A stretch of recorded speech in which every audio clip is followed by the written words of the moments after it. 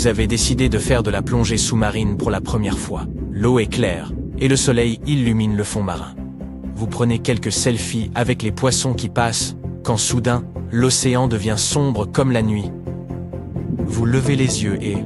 Oh, mon Dieu, qu'est-ce que c'est que cet énorme animal? Ce n'est certainement pas un requin, pas plus qu'une baleine. Est-ce une tortue? Oui, mais n'ayez pas peur, elle ne va pas vous faire de mal. Si vous aviez vécu sur cette même terre il y a environ 72 millions d'années, alors peut-être que cela aurait pu vraiment vous arriver. Les scientifiques ont récemment découvert les fossiles d'une énorme tortue marine qui aurait pu atteindre jusqu'à 4 mètres de longueur. Si vous n'avez aucune idée de ce que cela représente, voyons quelques exemples.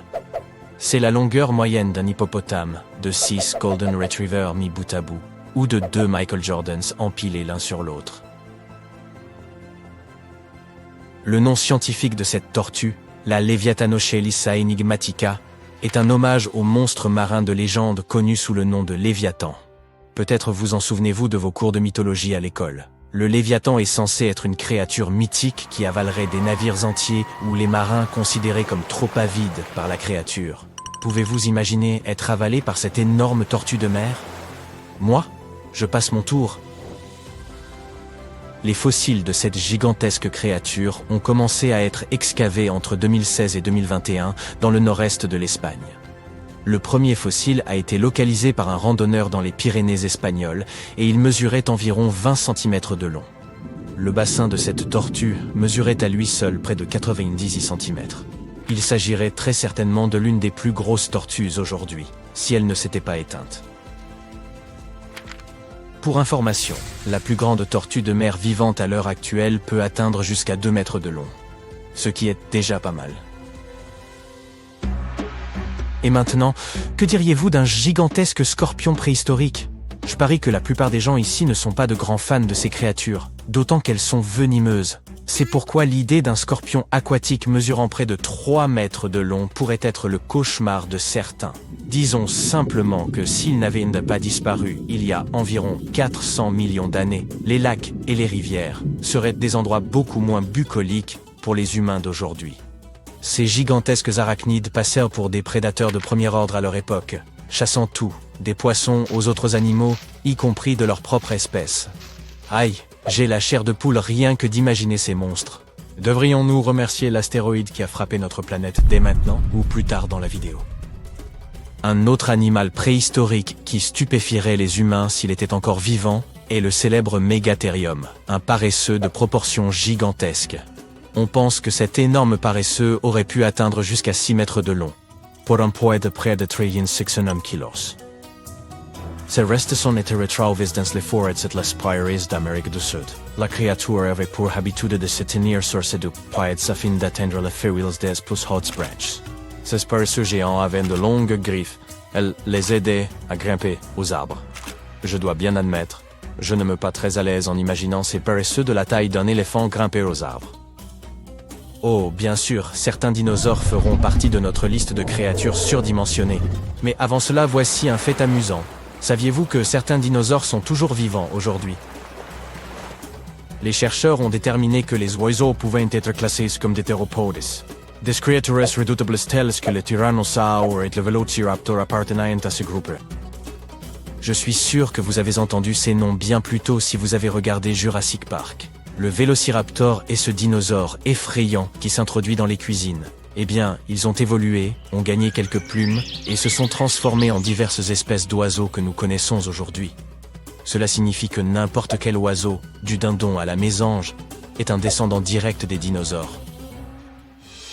Maintenant, est-ce que le nom de Spinosaurus vous dit quelque chose?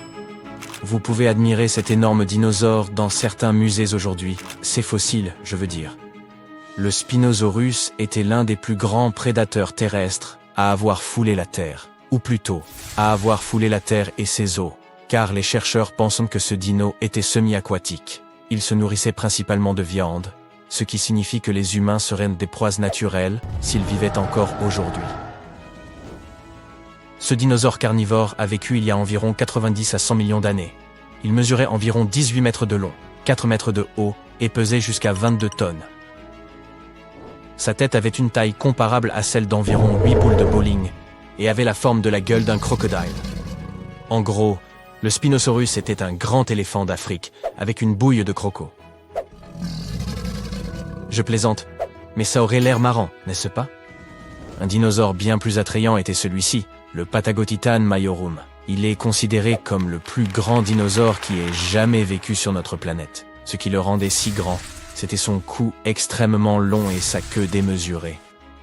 Vous ne voudriez pas vous tenir derrière cette créature, croyez-moi. Si elle décidait de faire un mouvement brusque avec sa queue, vous seriez catapulté au loin. Ce dinosaure a vécu il y a environ 100 millions d'années, et ses fossiles ont été découverts pour la première fois en Argentine autour de 2012. Il mesurait 36 mètres de la tête à la queue, ce qui fait qu'il était presque aussi grand qu'un terrain de football dans sa largeur. Et ai-je mentionné qu'il pesait presque autant qu'une navette spatiale? On parle quand même de 75 tonnes. S'il avait été carnivore, il aurait probablement été le plus grand des prédateurs. Mais ce gros bonhomme était un paisible herbivore, qui avait un cou si long qu'il pouvait mâchouiller les feuilles des arbres les plus hauts. Mignon, n'est-ce pas? Il nous faut aussi parler du Chastasaurus. Comme son nom le suggère, ce lézard peuplait autrefois la région du mont Shasta, en Californie. Même s'il s'agissait d'un reptile marin qui n'a probablement jamais mis les pieds sur la montagne elle-même.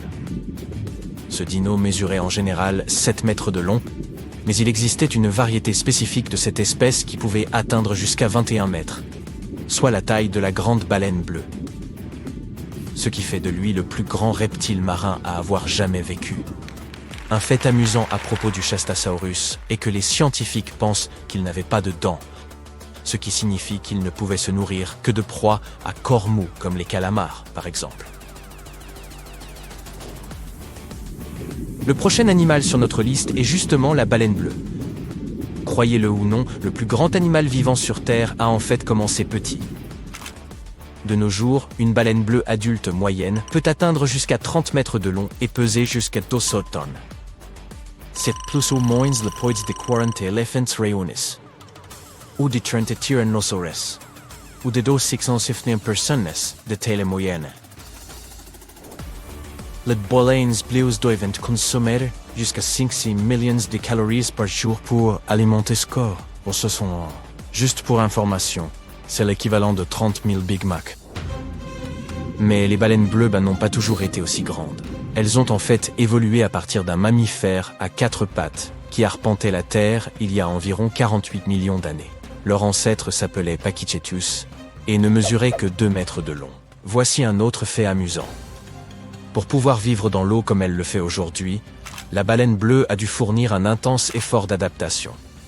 La baleine bleue peut renouveler entre 80 et 90% de l'oxygène dans ses poumons à chaque fois qu'elle respire.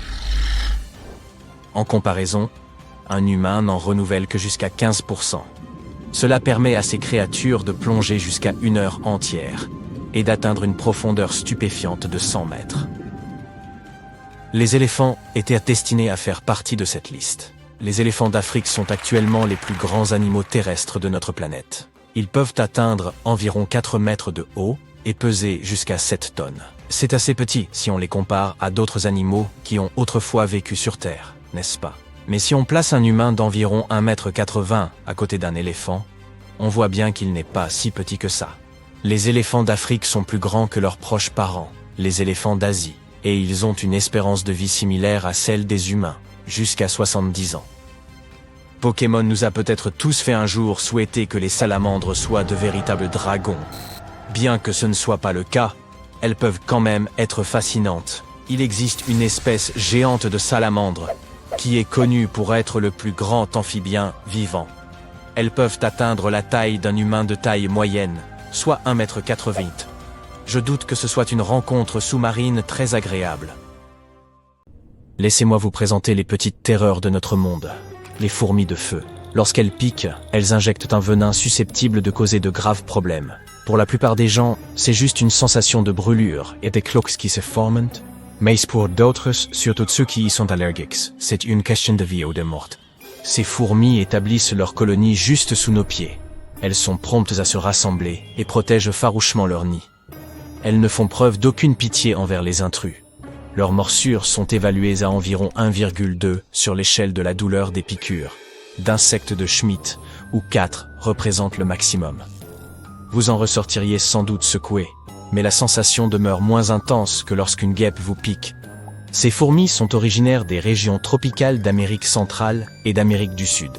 Mais aujourd'hui, on peut même les trouver dans certaines zones tempérées d'Amérique du Nord. Dans leurs colonies, les fourmis de feu observent une stricte hiérarchie. Une reine, des mâles et des femelles ailées, et différents types de travailleuses asexuées. Elles communiquent au moyen de phéromones et de sons. Le membre le plus redouté de cette espèce est la fourmi rouge importée. Celles-ci proviennent d'Amérique du Sud et ont envahi le sud des États-Unis. Elles érigent de grands monticules, rendant l'agriculture difficile et endommageant les récoltes. Il est presque impossible de les réguler. Et comme si cela ne suffisait pas, apparaît maintenant l'émergence d'une autre espèce invasive, la fourmi folle de Raspberry. Celle-ci présente une menace envers tout écosystème endémique. Il s'avère que les fourmis peuvent être dangereusement hostiles.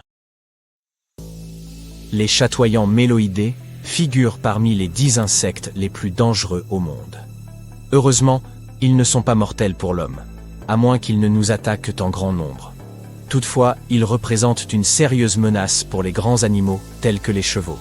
Les coléoptères de la famille des méloïdés produisent une toxine appelée cantharidine, qui provoque des rougeurs et des ampoules sur la peau. Par le passé, les gens croyaient qu'elle pouvait traiter les verrues et même la rage, et certains sont même allés jusqu'à l'inclure dans des filtres d'amour. C'est un jeu risqué, néanmoins. Dans les années 50, un Britannique a été condamné pour avoir donné des bonbons imprégnés de cantharidine à 2 femmes, entraînant leur mort. Ces insectes ne sont pas à prendre à la légère. Les manipuler ou les ingérer est extrêmement dangereux. Or, ils sont attirés par la luzerne et le foin. Si un cheval mange l'un ou l'autre de ces aliments, même une poignée de méloïdés sont capables de libérer suffisamment de cantharidine pour le tuer. Cette adorable chenille d'Amérique du Sud est la Lonomia obliqua, et c'est la chenille la plus dangereuse sur Terre. Elle est responsable d'une quantité de décès à cause de son puissant venin. Il s'agit de la larve d'un saturnidé. Lorsqu'elle grandit, elle devient un superbe et inoffensif ver à soie. Mais si vous les apercevez alors qu'elles sont encore juvéniles, mieux vaut rester à l'écart. Leur toxicité provient de leurs poils chargés de venin. Ils leur servent de mécanisme de défense contre les prédateurs. Le poison perturbe la coagulation sanguine et peut provoquer de très graves symptômes, comme des sensations de brûlure, des vomissements, des problèmes rénaux, et parfois même pire encore. Une seule piqûre n'aura probablement pas de sérieuses conséquences. Elle délivre seulement une infime quantité de venin. Mais ces chenilles ont tendance à se regrouper, et elles sont très douées pour le camouflage, ce qui accroît le risque de piqûres multiples. Les criquets eux-mêmes ne sont pas si dangereux pour l'homme, ce ne sont que des sauterelles ordinaires et bruyantes. Mais ils sont tristement célèbres pour leur comportement d'essaimage. Ces essaims se rassemblent souvent lors des périodes sèches et arides, puis tout à coup, une grande quantité de pluie s'abat, et les plantes recommencent à pousser rapidement. Une fois l'essaim parti, il est presque impossible de l'arrêter. Il peut se muer en une force destructrice en quelques minutes. Tout au long de l'histoire, les fléaux de sauterelles ont été particulièrement dévastateurs, provoquant des ravages dans les cultures et les terres agricoles. Ce qui est intéressant, c'est que leur autre nom de locuste peut désigner différentes choses en fonction des différentes régions du globe. Dans certains cas, les Américains se réfèrent ainsi aux cigales, qui sont également connus pour leur cacophonie. Mais pour nous, locuste désigne habituellement les criquets, des créatures anciennes, relativement inchangées depuis l'ère du Trias. Ils font partie des plus anciens insectes sur Terre. Les guêpes, les frelons et même les abeilles peuvent présenter un danger extrême, en particulier pour ceux qui sont allergiques à leurs piqûres. Comme son nom l'indique, le frelon géant est le plus grand des frelons. Il peut atteindre jusqu'à 5 cm de long. Il possède un venin puissant, capable de causer un terrible inconfort, et peut même être pulvérisé dans les yeux des gens. Il existe une espèce encore plus venimeuse aux Philippines, appelée Vespa luctuosa, à ne pas confondre avec Wingardium leviosa. Des fans d'Harry Potter quelque part? En tout cas, les décès dus aux guêpes ou aux abeilles sont rares mais ne sont pas inconnus. Au Royaume-Uni, environ 10 personnes meurent chaque année de réaction aux piqûres d'abeilles ou de guêpes. Restez toujours prudents. Ces insectes sont tous très territoriaux et défendront farouchement leur nid. Lorsqu'ils sont provoqués, ils signalent le danger à leurs congénères et déclenchent un branle-bas de combat général. Si vous devez absolument les manipuler, il est préférable de faire appel à des professionnels. La puce est aussi humble que minuscule, mais elle a eu un impact colossal sur l'histoire et la santé humaine.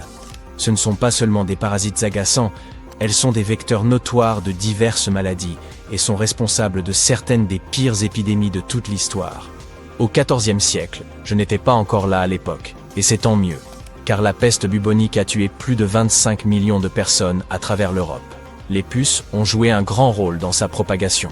Elles passent leur vie à chercher des hôtes à sang chaud pour s'en nourrir, qu'il s'agisse de reptiles, de mammifères, d'animaux domestiques ou d'humains.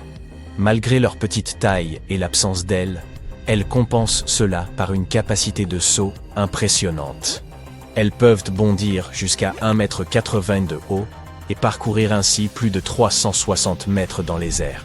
Une piqûre de puce peut sembler n'être qu'un désagrément mineur, causant des démangeaisons et une inflammation. Mais une grande quantité d'entre elles peut entraîner l'anémie de l'hôte. Bien sûr, la partie la plus dangereuse à leur sujet demeure les virus, bactéries et autres parasites qu'elles transmettent.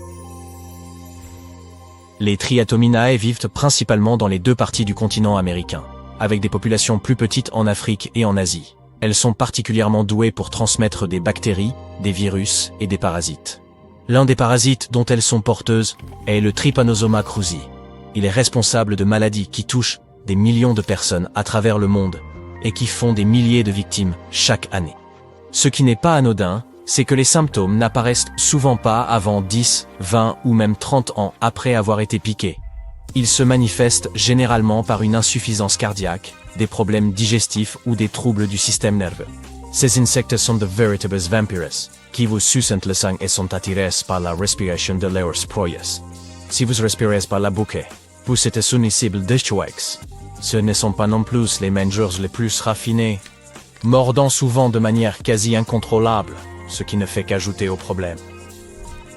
Beaucoup ont déjà entendu parler de la mouche tsetse, un insecte singulier et effrayant, originaire d'Afrique tropicale.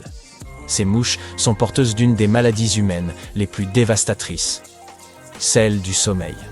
De même que les Triatominae, la mouche tsetse est transmetteuse de trypanosomes, les parasites qui provoquent ladite maladie.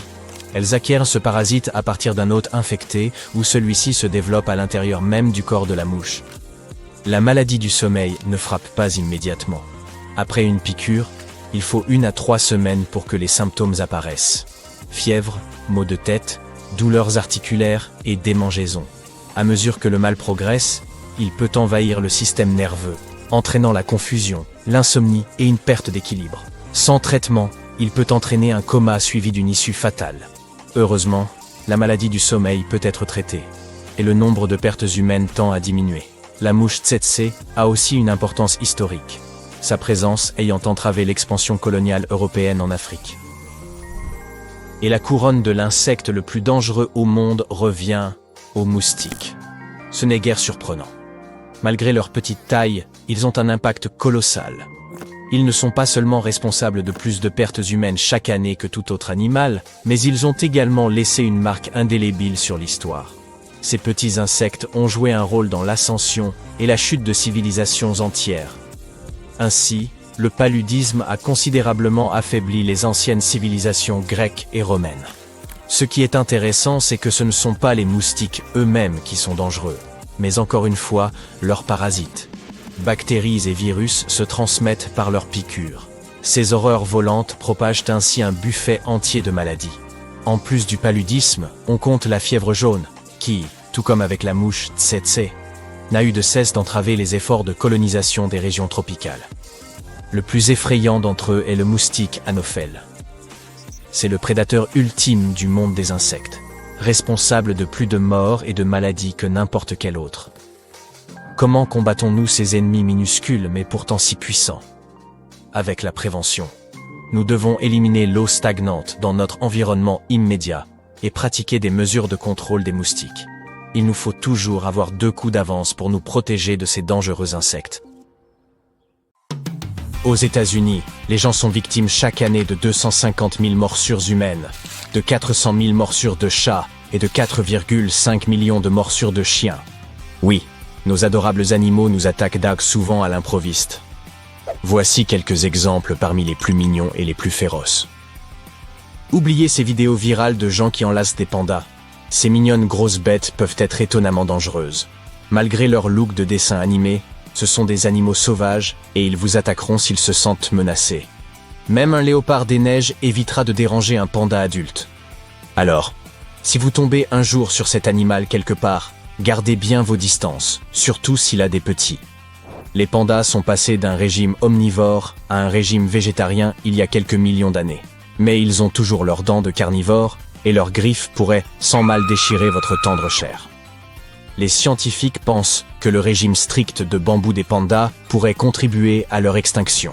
Il serait donc logique de planter des forêts de bambou afin d'empêcher ces gros nounours de retrouver leurs habitudes carnivores, non? Mais disons que vous faites une randonnée dans un bois en Chine, et soudain un panda furieux surgit de nulle part. Tout d'abord, assurez-vous d'avoir un spray anti-ours et soyez prêt à l'utiliser. Vous pouvez aussi faire semblant d'être mort. Engager le combat contre l'animal ne vous mènera à rien de bon. Ne prenez pas vos jambes à votre cou, parlez plutôt à l'animal tout en reculant lentement. Si un panda vous suit lors de votre randonnée, faites beaucoup de bruit sur votre chemin pour l'effrayer. L'odeur de la nourriture peut attirer les pandas, mais aussi les léopards des neiges. Alors évitez de cuisiner si vous savez qu'on vous traque. Et à propos de jolies peluches qui trompent leur monde, il ne faut pas non plus faire confiance aux koalas et aux wombats. Ces animaux australiens sont de proches parents. Ils partagent donc certains traits communs. Les koalas sont territoriaux, et ils n'hésitent pas à utiliser leurs griffes et leurs dents acérées pour le prouver. Si un koala vous mord, il ne lâchera pas prise facilement. Vous devrez le repousser. Il serait donc judicieux de porter un pantalon et une veste afin d'être mieux protégé en cas d'attaque. Et assurez-vous de surveiller vos animaux de compagnie, car les koalas pourraient les attaquer. Ne vous laissez pas tromper par ces vidéos sympas où l'on voit des gens câliner des koalas. Il s'agit là d'animaux de zoo qui ont été domestiqués. À l'état sauvage, c'est une toute autre histoire. Si vous rencontrez un jour ces créatures dans la nature, n'essayez pas de prendre un selfie et évitez de les provoquer en faisant du bruit. Bien que les koalas soient connus pour dormir 22 heures par jour, cela ne veut pas dire qu'ils ne peuvent pas s'énerver. Les koalas ont tendance à être méfiants dès qu'ils repèrent des étrangers dans un rayon de 5 mètres. D'ailleurs, projeter de l'urine sur ceux qui les menacent est l'une de leurs techniques de défense préférées. La majorité des koalas à l'état sauvage vous rendront la vie dure si vous les embêtez. Une bonne raison de les laisser tranquilles. Les wombats ont beau ressembler à d'aimables hamsters. Ces marsupiaux nocturnes sont connus pour attaquer les gens, les chiens et même les dingos sauvages. Oui, ils ont mordu plusieurs personnes si gravement qu'elles ont dû être hospitalisées. Donc les règles de sécurité sont les mêmes qu'avec les koalas. Pas de câlin, pas de selfie. Au fait, si vous osez fuir un wombat, gardez à l'esprit qu'il peut courir jusqu'à 40 km/h. Et vous? Les cygnes. Quand on pénètre dans ce qu'ils considèrent être leur territoire, ces volatiles peuvent se montrer assez désagréables. Les cygnes défendront leurs partenaires et leurs nids de manière très agressive. Ils mordront s'il le faut, et ça peut être très grave. Ils construisent leur nid entre avril et juin et se tiennent sur leur garde. Alors, si vous nagez ou même marchez près d'un étang au printemps et que vous repérez un cygne qui vient vers vous, assurez-vous de garder une distance respectueuse. N'essayez pas de les toucher ou de les nourrir. Ne faites rien qui puisse les provoquer.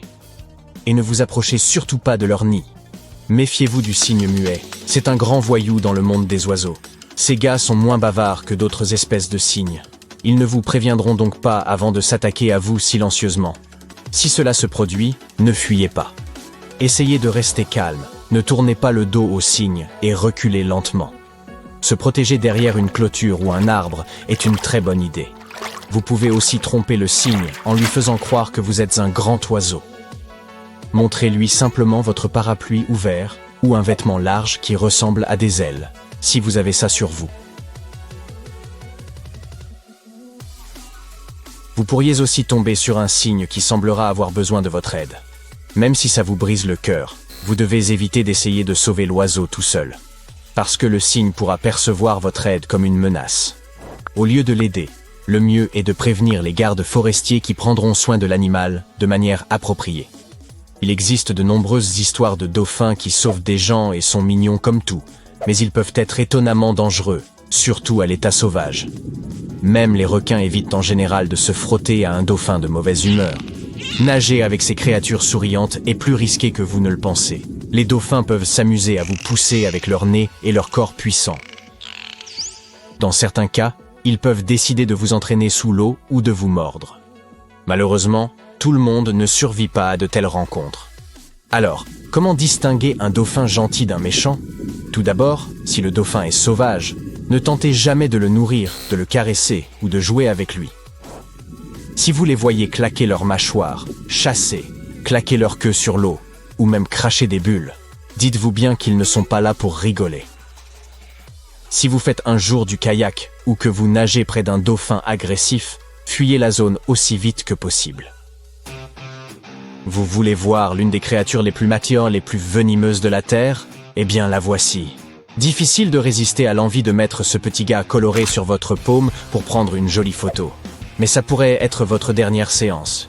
La cocoïe de Colombie possède suffisamment de venin pour ôter la vie à 10 hommes adultes en bonne santé. Ce poison s'attaque au système nerveux des prédateurs et provoque des contractions musculaires, une paralysie respiratoire et bien pire. Contrairement aux serpents et aux scorpions, les cocoïes de Colombie n'ont pas besoin de mordre pour injecter leur venin. Ils l'excrètent par leurs glandes cutanées. Donc, si vous touchez par mégarde cet animal, ne vous frottez pas les yeux et lavez-vous immédiatement les mains. La toxine doit pénétrer dans votre sang pour être active. Si vous avez des coupures sur la peau, rendez-vous dans un hôpital le plus tôt possible et gardez à l'esprit que la peau de ces grenouilles empoisonne tout ce qu'elle touche et que le poison peut rester sur les objets pendant près d'une année. Oh, regardez ce jouet qui ressemble à Shrek. Mais attendez, il est vivant. Voici l'un des rares mammifères venimeux de la planète, le nycticèbe. Pas étonnant que cette créature poilue soit la star du marché des animaux de compagnie clandestins. Mais il faut bien lire les instructions avant de l'acheter, car un remboursement est peu probable. Vous avez peut-être déjà vu cet animal lever les mains comme s'il se rendait à la police? Eh non! Le nycticèbe libère la toxine de sa glande brachiale située sur ses coudes. Ce petit animal à l'aspect innocent prend son venin dans sa bouche pour le mélanger à sa salive. Ensuite, il frotte cette salive sur ses poils afin d'effrayer ses ennemis. Mais il peut aussi vous infliger une morsure que vous n'oublierez jamais. Cette toxine provoque un choc anaphylactique. Elle est donc dangereuse pour les humains. Vous voulez toujours ramener cette jolie créature chez vous? Prenez plutôt un chien. Ce n'est pas parce que l'ornithorynque ressemble un peu à un Pokémon que vous pouvez baisser votre garde. Les mâles ont une arme pour se battre contre leurs rivaux, des éperons cachés sur leurs pattes arrière. Ils contiennent un venin qui peut être fatal à un animal de la taille d'un chien. Mais attention quand même, ils s'attaquent également aux humains. On décrit la sensation provoquée par le venin de l'ornithorynque comme une douleur intense de longue durée qu'aucun médicament conventionnel ne peut soulager. Alors n'allez pas caresser cette créature, ça n'en vaut pas la peine. Il y a beaucoup plus d'animaux mignons mais dangereux sur la planète. Alors souvenez-vous que les apparences peuvent être trompeuses, et restez en sécurité. La règle de survie la plus connue en ce qui concerne un face-à-face avec un ours est de rester immobile et de faire semblant d'être mort. Mais cette règle ne fonctionnera pas avec tous les ours, seulement avec les grizzlies et les ours bruns. Si vous vous trouvez en Amérique du Nord, vous les trouverez en Alaska, dans l'État de Washington, le Montana, l'Idaho et le Wyoming. Les ours noirs, ceux auxquels vous devez échapper à tout prix, vivent sur un territoire plus vaste. On les trouve dans 40 États américains, une grande partie du Canada et même certaines régions du nord du Mexique. Ainsi, si vous vous promenez à Yellowstone, vous pourriez tomber sur un ours noir ou un grizzly. Mais si vous vous trouvez en Californie, l'ours que vous croiserez par accident sera très probablement un ours noir. Et non, vous ne pouvez pas simplement vous fier à la différence de couleur entre leurs fourrures. Les ours noirs peuvent être noirs, bruns, roux, blonds, gris-bleu, voire blancs. C'est compliqué, n'est-ce pas? Si vous remarquez une bosse sur les épaules de votre invité impromptu, c'est un grizzly. Les ours noirs n'en ont pas. Un grizzly aura aussi un visage plus enfoncé, des oreilles rondes et de longues griffes de couleur claire. L'ours noir a un museau droit, semblable à celui d'un chien, des oreilles pointues et des griffes plus sombres. Il y aura une interro là-dessus un peu plus tard. Enfin, peut-être. Donc, si vous êtes sûr que c'est un grizzly ou un ours brun, allongez-vous. Prenez une position fétale. Ramenez vos genoux contre votre poitrine et couvrez votre tête pour montrer à l'ours que vous ne présentez aucune menace. Ces gros lourdeaux attaquent principalement lorsqu'ils se sentent menacés. Mais vous ne pourrez jamais les dépasser à la course, alors n'essayez même pas. S'ils voient que vous êtes un petit être humain inoffensif, dans 99% des cas, l'ours passera son chemin. Attendez 2 à 3 minutes jusqu'à ce que vous ne puissiez plus l'entendre à proximité. Il pourrait rester dans les parages pour s'assurer que vous ne vous êtes pas relevé et, le cas échéant, passer à l'attaque.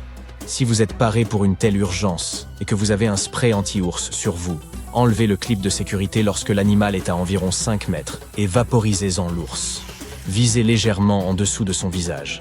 C'est plus efficace que d'adopter simplement une position fétale. Lorsque l'ours bat en retraite, fuyez dans la direction opposée au prédateur. Vous avez tout compris. Si vous avez affaire à un ours noir, il ne s'arrêtera pas en vous voyant recroquevillé au sol. Et si vous n'avez pas de spray anti-ours sur vous et qu'il semble clairement intéressé, montrez-lui qui est le patron.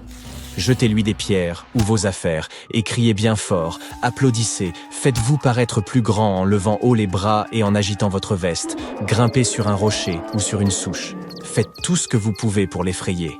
Les ours noirs ressemblent beaucoup à ces petits voyous à l'école qui en veulent à votre goûter. Ils abandonneront souvent s'ils voient que vous pouvez vous défendre. Si l'ours s'approche dangereusement de vous, frappez-le au nez ou aux yeux et essayez de le confondre ou de l'étourdir pour faire fuir cet indésirable compagnon de randonnée. Si l'ours, peu importe le type, est simplement assis à distance et vous regarde, essayez de vous éloigner très lentement. Déplacez-vous latéralement avec un léger angle pour ne pas trébucher en reculant loin du danger. De cette façon, l'ours ne pensera pas que vous essayez de fuir et ne sera pas incité à vous poursuivre. Parlez calmement à voix haute pour lui montrer que vous êtes un humain. Chanter peut aussi aider. Qui sait, peut-être qu'il connaîtra aussi la mélodie. Évitez le contact visuel direct avec l'animal et ne vous placez jamais entre un ourson et sa mère. Ne paniquez pas si l'ours se dresse sur ses pattes arrière, ce n'est pas une démonstration agressive. Si jamais vous prévoyez de visiter une région peuplée d'ours polaires, n'y allez pas sans moyen de dissuasion. Comme un tank par exemple.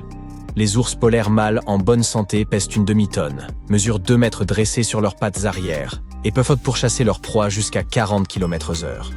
Un groupe de 3 personnes ou plus peut pourtant suffire à intimider n'importe quel ours. Alors, ne sortez pas seul.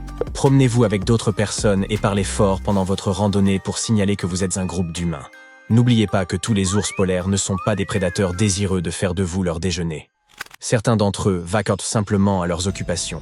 Si vous en voyez un avec la tête baissée, se faufilant, sans essayer d'aller ailleurs mais clairement en train de se focaliser sur vous, c'est là que vous devriez vous inquiéter. Éloignez-vous lentement de l'ours, ne courez pas, et utilisez vos moyens de dissuasion uniquement si l'ours s'approche de vous. Certains prétendent que l'ammoniac serait un excellent répulsif pour les ours. Ils n'aiment vraiment pas son odeur, donc si vous en imbibez quelques chiffons et que vous les jetez aux ordures, il ne devrait pas s'intéresser à vos poubelles. Et si vous croisez un ours dans la nature et qu'il ne semble pas tant s'intéresser à vous, l'ammoniac pourrait vous aider à le repousser. Néanmoins, l'ammoniac peut aussi endommager ses voies nasales, privant l'animal de son odorat, ce qui signifie qu'il ne sera plus capable de trouver sa nourriture. Cela pourrait également agacer un ours qui ne prévoyait pas de vous attaquer et le pousser à le faire. Tout ce qui a une odeur intéressante pour les ours, à commencer par votre nourriture et vos ordures, attirera leur attention et les poussera à venir inspecter votre tente. Cuisinez donc loin du camp et ne répandez pas d'ordures. Asperger votre tente de spray anti-ours pourrait s'avérer contre-productif. Les produits poivrés qu'ils contiennent peuvent leur rappeler l'odeur de la nourriture et pourraient être un moyen d'attirer les ours. Si vous remarquez un ours dressé au bord de la route, résistez à l'envie de vous arrêter pour prendre des photos. Éloignez-vous d'au moins 100 mètres et garez-vous dans un endroit sûr. Les ours en bord de route s'habituent rapidement aux humains et au bruit de la circulation, ce qui peut être dangereux pour eux.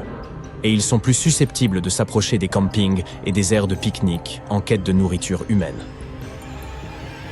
Les gens qui vivent en montagne ou au plus près de la nature sont habitués à la visite d'ours et ne les craignent généralement pas. Douglas Harder a ainsi aperçu une mère ours noire et ses 2 petits en train de vider la mangeoire à oiseaux de sa terrasse. Il lui est également arrivé de rentrer chez lui après un certain temps pour constater qu'un ours avait pénétré dans sa cuisine par une porte coulissante partiellement ouverte.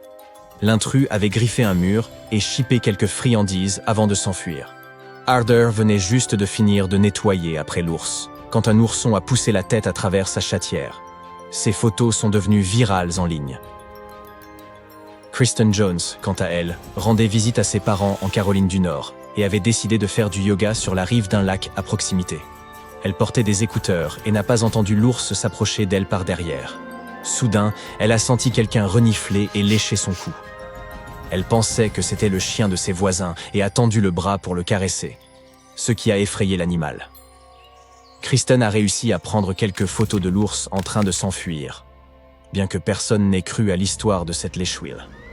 Elle se souvient de ce moment comme du plus effrayant de sa vie et espère qu'il ne se répétera jamais. Quant à l'ours, il se trouvait très probablement dans les parages en quête de nourriture, dans les poubelles et sur les terrasses des gens. Les scientifiques qui observent les ours polaires notent à quel point ces animaux sont incroyablement intelligents. Les membres de Polar Bears International ont pris des centaines de photos afin d'étudier au plus près ces animaux. Avant de recourir à une cage spéciale, ils prenaient leurs photos au moyen d'un appareil fixé à l'extrémité d'un long poteau qui était abaissé à une certaine hauteur. Un jour, le flash de l'appareil photo s'est déclenché juste devant le visage d'un ours. Il n'a guère apprécié ces méthodes de paparazzi. Mais au lieu de détruire l'appareil photo, l'ours a calmement tendu la patte. Puis, il a étiré une griffe et l'a plantée dans le rebord de l'objectif. L'ours est resté ainsi et n'a plus lâché l'appareil photo.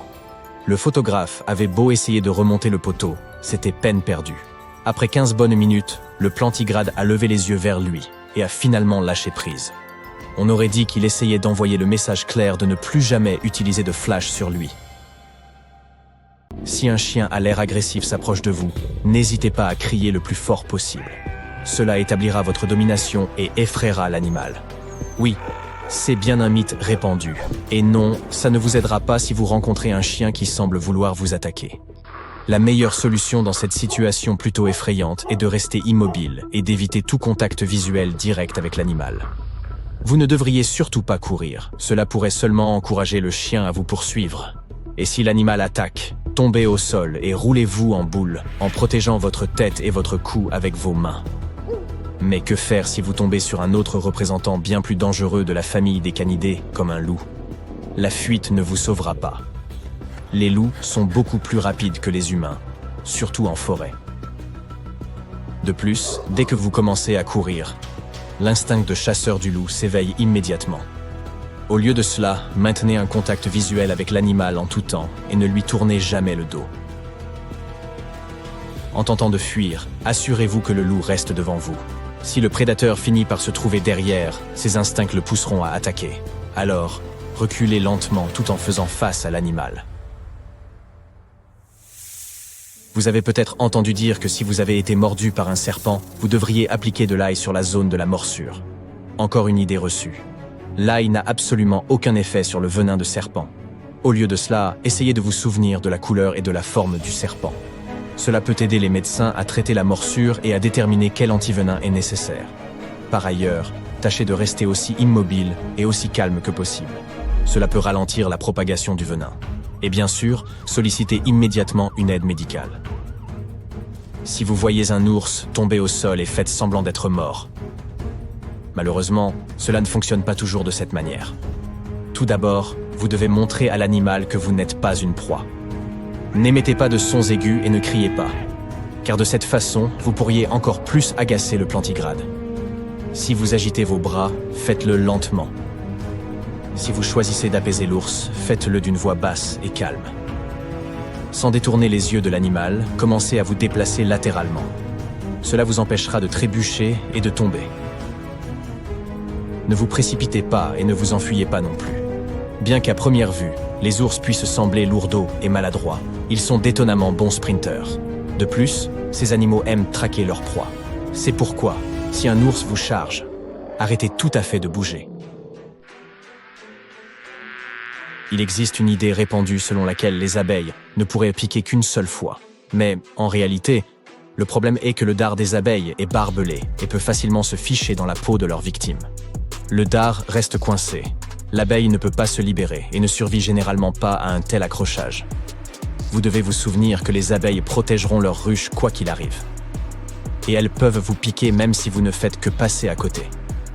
Les couleurs sombres peuvent rendre les abeilles plus agressives, car ces teintes font ressembler les gens à leurs ennemis naturels. C'est pourquoi si vous êtes vêtu d'un t-shirt noir, vos chances de vous faire piquer par ces insectes sont plus élevées. Si un essaim d'abeilles vous poursuit, cachez-vous dans un endroit clos ou sombre. Le manque de luminosité devrait détourner ces insectes de votre piste. Des règles similaires s'appliquent aux rencontres avec les guêpes. L'une des pires erreurs que vous puissiez faire est d'avoir vos longs cheveux détachés et de porter des habits foncés.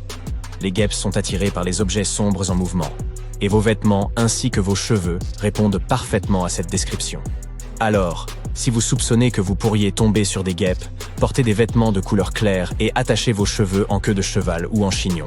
Contrairement à la croyance populaire, baignir une piqûre de guêpe dans du vinaigre ou du bicarbonate de soude n'est d'aucune utilité.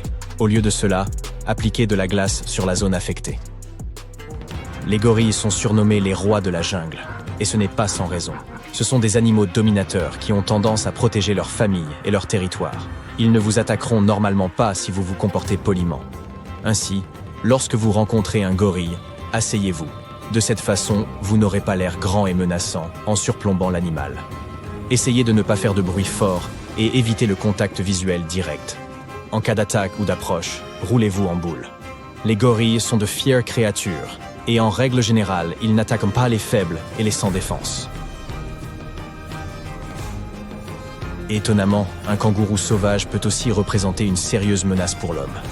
Mais cela n'arrivera que si vous pénétrez sur le territoire de l'animal et qu'il se sent menacé. Pour éviter le conflit, toussez, et ce n'est pas une blague. Votre toux doit être brève et discrète. Le kangourou la considérera comme un signe que vous êtes malade, et il y a une chance qu'il ne vous attaque pas. Après cela, reculez lentement. De cette manière, vous paraîtrez plus petit, donc moins menaçant.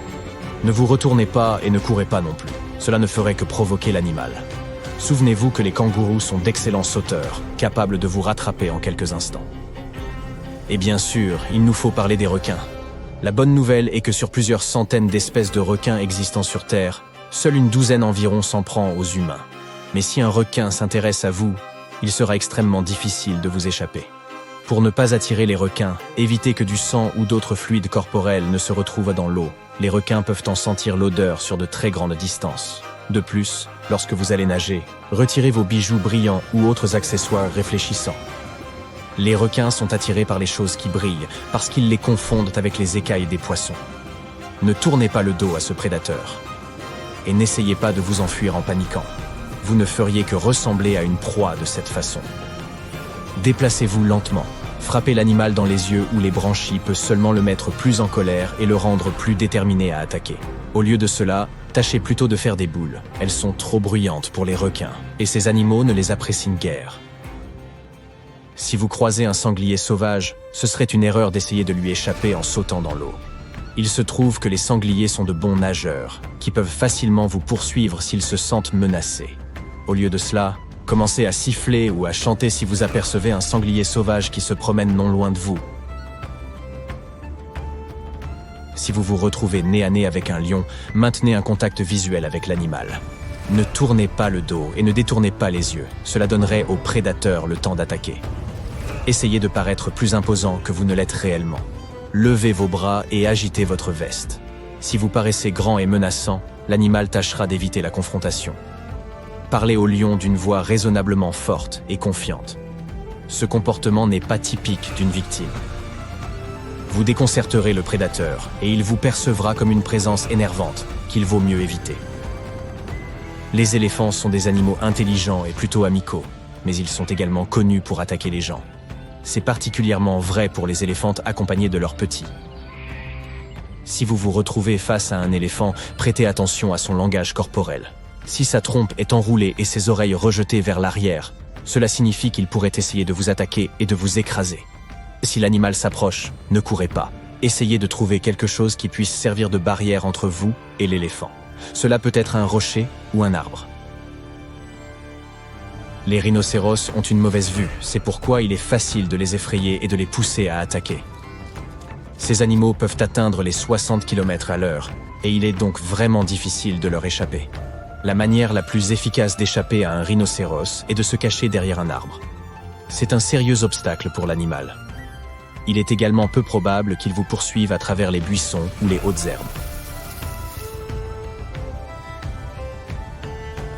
Les hippopotames peuvent parfois sembler mignons, mais cette image est trompeuse. Ces pachydermes peuvent être extrêmement dangereux. En dépit de leur poids, les hippopotames peuvent courir à une vitesse de 30 à 45 km/h. De plus, il est assez facile de les énerver. Donc, si le temps est particulièrement chaud, essayez de ne pas vous approcher des buissons. Le niveau de l'eau baisse pendant la saison sèche, et les hippopotames se cachent dans les hautes herbes. Pour que l'animal vous laisse tranquille, grimpez en haut d'un arbre, d'un rocher ou d'une colline escarpée et attendez là jusqu'à ce qu'il s'en aille. Malgré la croyance populaire, les taureaux réagissent au mouvement, et non pas à la couleur rouge ou à toute autre couleur. C'est pourquoi si un taureau court vers vous, restez droit et immobile. Utilisez votre casquette, votre t-shirt ou tout autre vêtement que vous ayez à portée de main en guise de leurre. Lorsque le taureau s'approche suffisamment, jetez cet accessoire aussi loin de vous que possible. Le taureau changera de trajectoire et poursuivra cette nouvelle cible. Le mégalodon était l'une des créatures les plus grandes et les plus féroces de notre planète. Mâchoire puissante, dents tranchantes comme des rasoirs, taille gigantesque. Mais connais-tu le son qu'il faisait ? Imagine-le grogner, imprégnant le monde sous-marin de vibrations sonores. Ce son ne ressemblait à rien d'autre.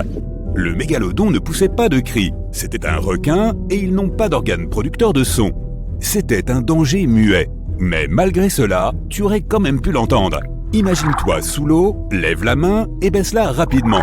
Imagine maintenant que tu as un gros sous-marin à la place de la main. Tu entends l'eau se déplacer autour de la coque, c'est à ça que ressemblait le bruit du mégalodon.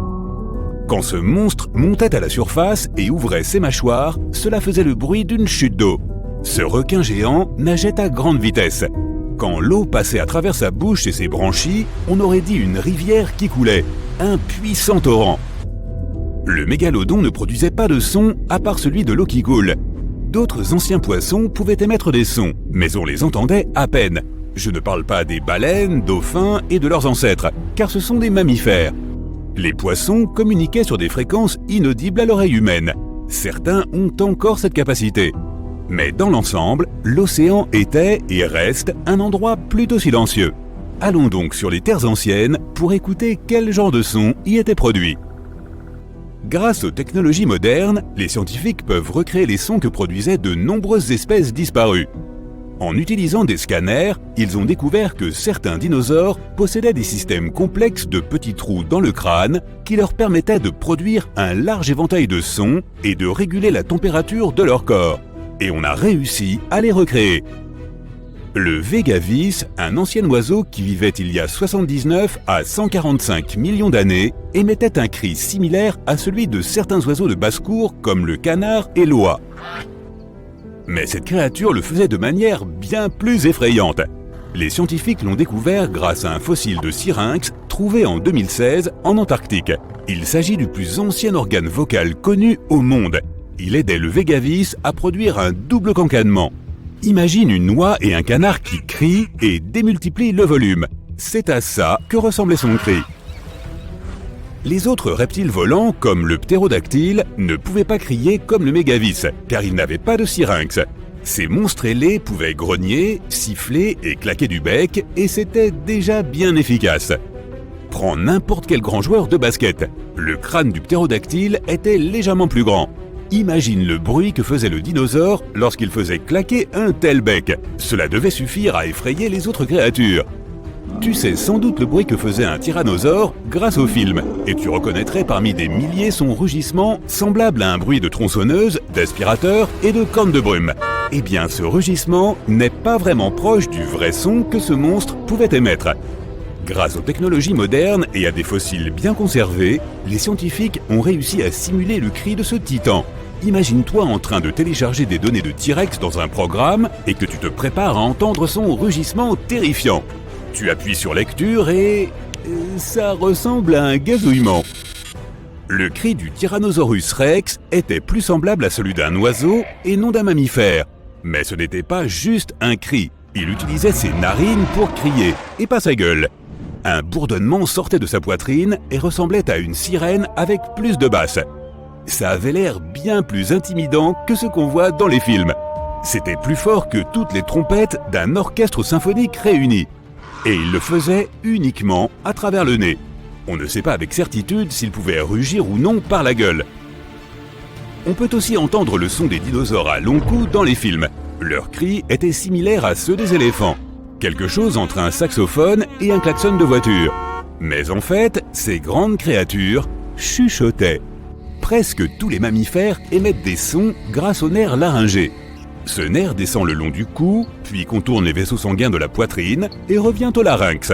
En gros, le cerveau donne un signal et celui-ci parcourt 2 fois la distance du cou avant de sortir par la bouche.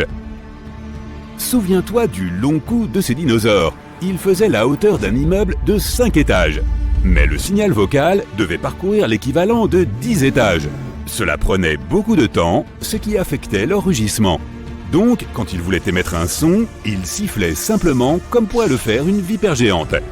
Mais le son le plus détaillé que les scientifiques ont réussi à obtenir est celui du Parasaurolophus. On reconnaît ce dinosaure herbivore grâce à sa longue crête à l'arrière de sa tête. Dans les films et documentaires, on le voit l'utiliser pour combattre ses adversaires. Certains scientifiques pensent qu'il l'utilisait aussi pour faire tomber les fruits et les feuilles des arbres. D'autres pensent qu'il en avait besoin pour améliorer son odorat. Mais il s'est avéré qu'en plus de la défense et du combat, ils utilisaient leur crête pour émettre des sons puissants et effrayants dans différentes tonalités. Les scientifiques les ont reproduits avec une précision fantastique grâce à la structure de ces tissus durs. Presque tous les êtres vivants dotés d'une voix utilisent des organes mous pour émettre des sons. Ceux-ci se décomposent rapidement. Mais le Parasaurolophus en avait des solides. Sur un crâne, on a remarqué que des tubes reliaient les narines à la crête et revenaient à ces dernières. C'était comme un tourne-bout, un instrument avant courbé. Cela prouve que ce dinosaure utilisait la crête située à l'arrière de sa tête pour amplifier ses cris, ce qui lui permettait de claironner pour que ses proches puissent l'entendre dans la forêt. Il produisait une sorte de bourdonnement avec des notes basses et hautes. Mélange un saxophone et une trompette au cri d'une oie, à un klaxon de voiture et ajoute des basses fréquences, puis augmente le volume. C'est à ça que ressemblait le cri du Parasaurolophus. C'est aussi à ça que ressemblait ma classe de CM1. Mais bref, tu peux écouter différents sons de ce dinosaure sur Internet. Il émettait des bruits de tonalités différentes pour créer des liens sociaux complexes. Il pouvait communiquer, s'identifier, annoncer un danger ou au contraire, signaler ses intentions amicales. Nous venons d'entendre le bruit que faisaient certains anciens reptiles. Mais qu'en est-il des anciens insectes ? Ils n'avaient pas de corde vocale, mais ils utilisaient la friction entre certaines parties de leur corps. Regarde les grillons modernes qui gazouillent avec leurs ailes. Une aile a de minuscules encoches et la seconde a la forme d'un médiator. Passe le bout de ton doigt sur les dents d'un peigne en plastique. C'est le même principe. Leurs ailes vibrent et créent des ondes sonores. Mais le bruit créé par un ancien grillon était très différent de celui des insectes modernes qui étaient bien plus bruyants. Le son émis ressemblait plus à un sifflement. À l'aide d'ondes à haute fréquence, il pouvait également communiquer secrètement comme s'il le faisait sur un canal radio sécurisé. Si tu entendais cela, tu aurais sans doute du mal à t'endormir. Aujourd'hui, nos grillons sont moins bruyants, car ils utilisent plus de haute fréquence. Les ondes plus aiguës se propagent moins loin, ce qui réduit le risque qu'une chauve-souris ne les entende. Imagine le bruit de la jungle à cette époque. Le puissant gazouillis des grillons te fait mal aux oreilles. Puis tu entends le sifflement d'un brachiosaure. Les claquements de bec d'un ptérodactyle font l'effet d'un coup de tonnerre. Puis viennent des sons de trompette quelque part dans la jungle. Ce sont des Parasaurolophus qui communiquent entre eux. Et puis tu es effrayé par la sirène d'un tyrannosaure. Impossible de trouver la paix dans de telles conditions. Heureusement, les humains sont apparus plusieurs millions d'années plus tard. D'ailleurs, les scientifiques ont réussi à découvrir à quoi ressemblait le son de nos ancêtres. Ils ont soigneusement examiné la position de la bouche, du nez et de la gorge sur le squelette de l'homme de Néandertal. Sa voix était similaire à la nôtre, mais la gamme phonétique d'un adulte était la même que s'il avait 2 ou 3 ans. Une sorte de marmonnement sans consonne. l'étude du crâne n'a pas permis de recréer précisément la voix des Néandertaliens, mais en 2007, des scientifiques ont extrait des échantillons d'ADN de leurs os. Ils ont trouvé une variation du gène correspondant à la parole humaine. Les scientifiques pensent que les Néandertaliens se sont battus avec les Homo sapiens. À la suite de ce conflit, leur espèce s'est éteinte, mais le gène découvert indique qu'ils auraient pu aussi avoir d'autres liens entre eux. Peut-être que les Néandertaliens pouvaient comprendre leur langue et même prononcer certains mots. Lions, chiens, chats, tous ces mammifères dorment dans des positions plutôt confortables. Mais pas les baleines. Elles ressemblent à des miches de pain géantes qui flottent, scène dont un plongeur a été témoin par hasard dans la mer des Caraïbes. 6 baleines se tenaient debout, la queue pointée vers le bas, à une profondeur d'environ 20 mètres sous la surface. Les scientifiques ont découvert que lorsque les cachalots font une sieste, ils restent dans cette position pendant 10 à 15 minutes. Ils ne bougent pas et ne respirent pas. Mais ces créatures ne passent que 7% de leur temps à dormir, soit beaucoup moins que les autres mammifères. En général, elles se reposent paisiblement dans l'eau ou se détendent en nageant lentement à côté d'autres animaux marins. Lorsqu'ils bougent et dorment en même temps, ils sont en train de faire une sieste. Ces animaux ne peuvent pas aller trop profondément et doivent rester près de la surface. Les grands requins blancs dorment et chassent à de plus grandes profondeurs, ce qui signifie qu'ils ont moins de soucis pendant leur sieste. En plus on s'enfonce, plus il fait froid. Les baleines ont besoin d'environnements plus chauds qui les aident à maintenir la température de leur corps imposant. Lorsqu'ils sont seuls, les dauphins entrent dans une phase de sommeil profond. Cela se produit généralement la nuit et ne dure que quelques heures à la fois. Quand il dort, l'animal flotte à la surface. Il éteint la moitié de son cerveau. Hé, je fais pareil. Ainsi que l'œil opposé. L'autre moitié reste à un faible niveau d'alerte, éveillé et prête à réagir si un visiteur indésirable s'approche. La partie du cerveau qui est éveillée envoie également des signaux lorsqu'il est temps de remonter à la surface pour prendre une inspiration. Les mammifères marins ont un évent. C'est un lambeau de peau qu'ils peuvent ouvrir et fermer à leur guise. Les humains respirent de façon automatique. Ton corps sait ce qu'il doit faire même quand tu dors. Mais les baleines et les dauphins ont un système de respiration volontaire. Cela signifie qu'ils doivent aller consciemment à la surface pour respirer. Et une partie de leur cerveau doit toujours être éveillée pour informer l'animal qu'il est temps de remonter. Les baleines et les dauphins peuvent retenir leur souffle bien plus longtemps que les autres espèces. Ils ont également une plus grande tolérance au dioxyde de carbone et peuvent absorber plus d'air. Leurs globules rouges stockent également plus d'oxygène. Le sang des baleines et des dauphins ne va que dans les parties du corps qui ont réellement besoin d'oxygène. Si une baleine n'utilise que son cerveau, son cœur, ses nageoires ou d'autres muscles nécessaires à la nage, à ce moment-là, ce seront également les seules parties du corps qui recevront de l'oxygène. La digestion ou d'autres fonctions peuvent attendre. L'océan n'est pas un endroit où on peut se détendre et s'endormir paisiblement. Pendant leur sommeil, les poissons réduisent leur activité. Leur métabolisme devient lent. Certains d'entre eux continuent à flotter au même endroit. D'autres trouvent un endroit plus sûr parmi les coraux ou dans la boue. Très tôt dans leur vie, les dauphins apprennent à émettre un sifflement unique qui aide les autres membres de leur groupe à les identifier. Cela signifie que ces sifflements spécifiques sont leurs noms et les dauphins y répondent. Les palourdes ont des pieds. Ça ressemble à une grande langue qui dépasse parfois de la coquille. Mais c'est en fait le pied et il est relativement long par rapport à la longueur de l'animal. Les palourdes utilisent ce membre pour se terrer dans le sable. La baleine bleue est le plus grand animal vivant. Et elle est aussi plus grande que l'était la majorité des dinosaures. Elle peut atteindre plus de 30 mètres de long et peser près de 200 tonnes. Cela équivaut à 50 éléphants adultes. La langue d'une baleine bleue peut à elle seule peser plus qu'un éléphant. Un tel géant a besoin de beaucoup manger. 1 demi-million de calories en une seule bouchée. Le cœur de la baleine bleue fait la taille d'une petite voiture et pèse 590 kg. Pour faire circuler le sang dans un corps aussi gigantesque, les battements du cœur sont si forts qu'on peut les entendre même à 3 km de distance. Le pouls d'une baleine ne bat que 8 à 10 fois par minute. La baleine est l'une des créatures les plus bruyantes qui existent.